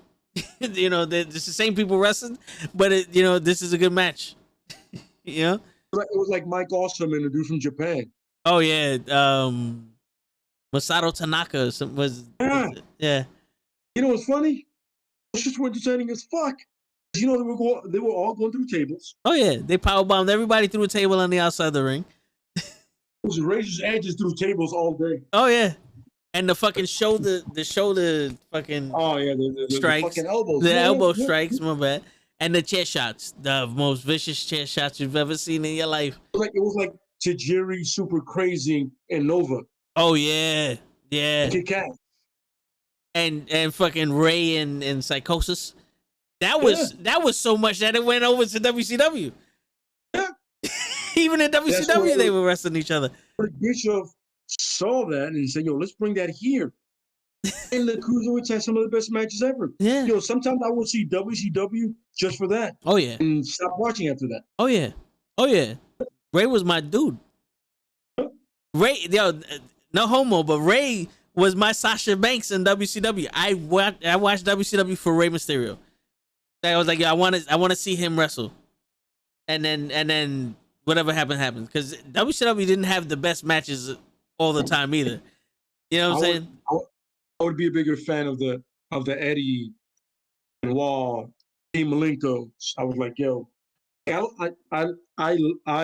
was a fan of Mysterio, right? Especially the entrance music. Fucking ominous. It was Yeah. dope. Dun, dun, That's another one. dun. Another podcast. You got a list of that. The top 10 or whatever list. But, definitely, it was, but it was something about the guy that was like my height, like 5'9" or 5'10" or whatever, like right there. Like, yo, I can see that. But it would always be fast paced, hard hitting. Yeah. And it made sense. When he got speared 2 seconds into it, it was over. Got 15 minutes of two guys going at it. And it awesome. You know what I'm saying? Yeah. And they had some of the most charismatic shit too, because their character wasn't, I'm the toughest, roughest, strongest guy out here.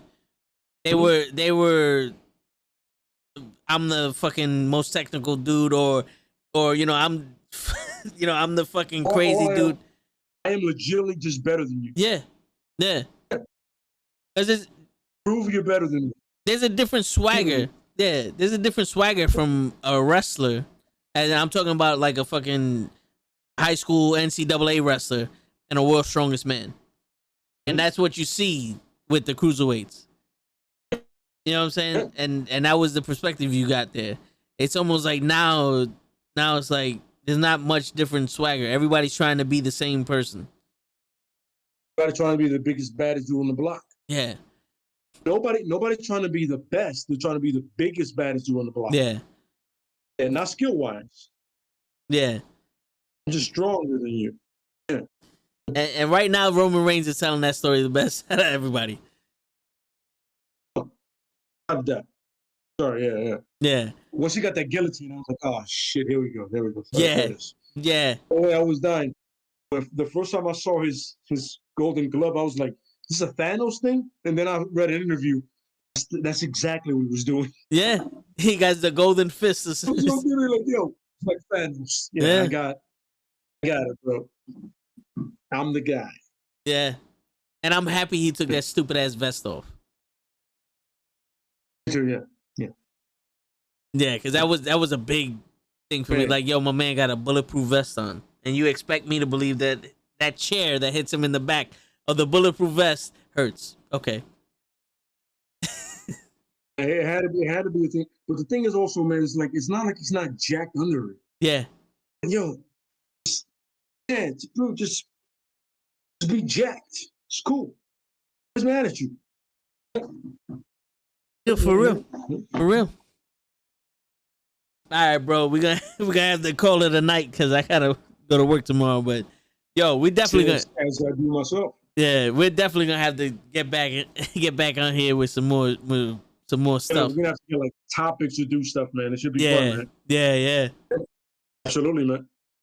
It's been a while. The technical difficulties earlier, but no, it's all good. Now I know how this works, so I'm good. Yeah, no, it's all good. It's all good. I can always cut that out. I'm gonna put this up on YouTube. You know what I'm saying?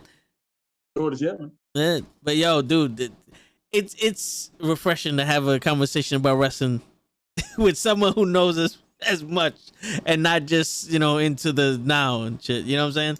I love the fact that we went topic, off topic, on topic, off. We just went everywhere, dude. For real. yeah, for real. For real. It's the first time, so it makes sense. Yeah. Absolutely, yeah. First time, so it makes sense. You know what I'm saying? Yeah, for real. Absolutely, yeah. Yo, but dude, it was a pleasure to have you, man. Pleasure to have you. Much appreciated, brother. Hey, man. You, man. Mahalo. Yo. Say, bro. All right, bro. Yo, and all right. And on that note, it's your friendly neighborhood knucklehead signing out. Peace, everybody. Have a good night.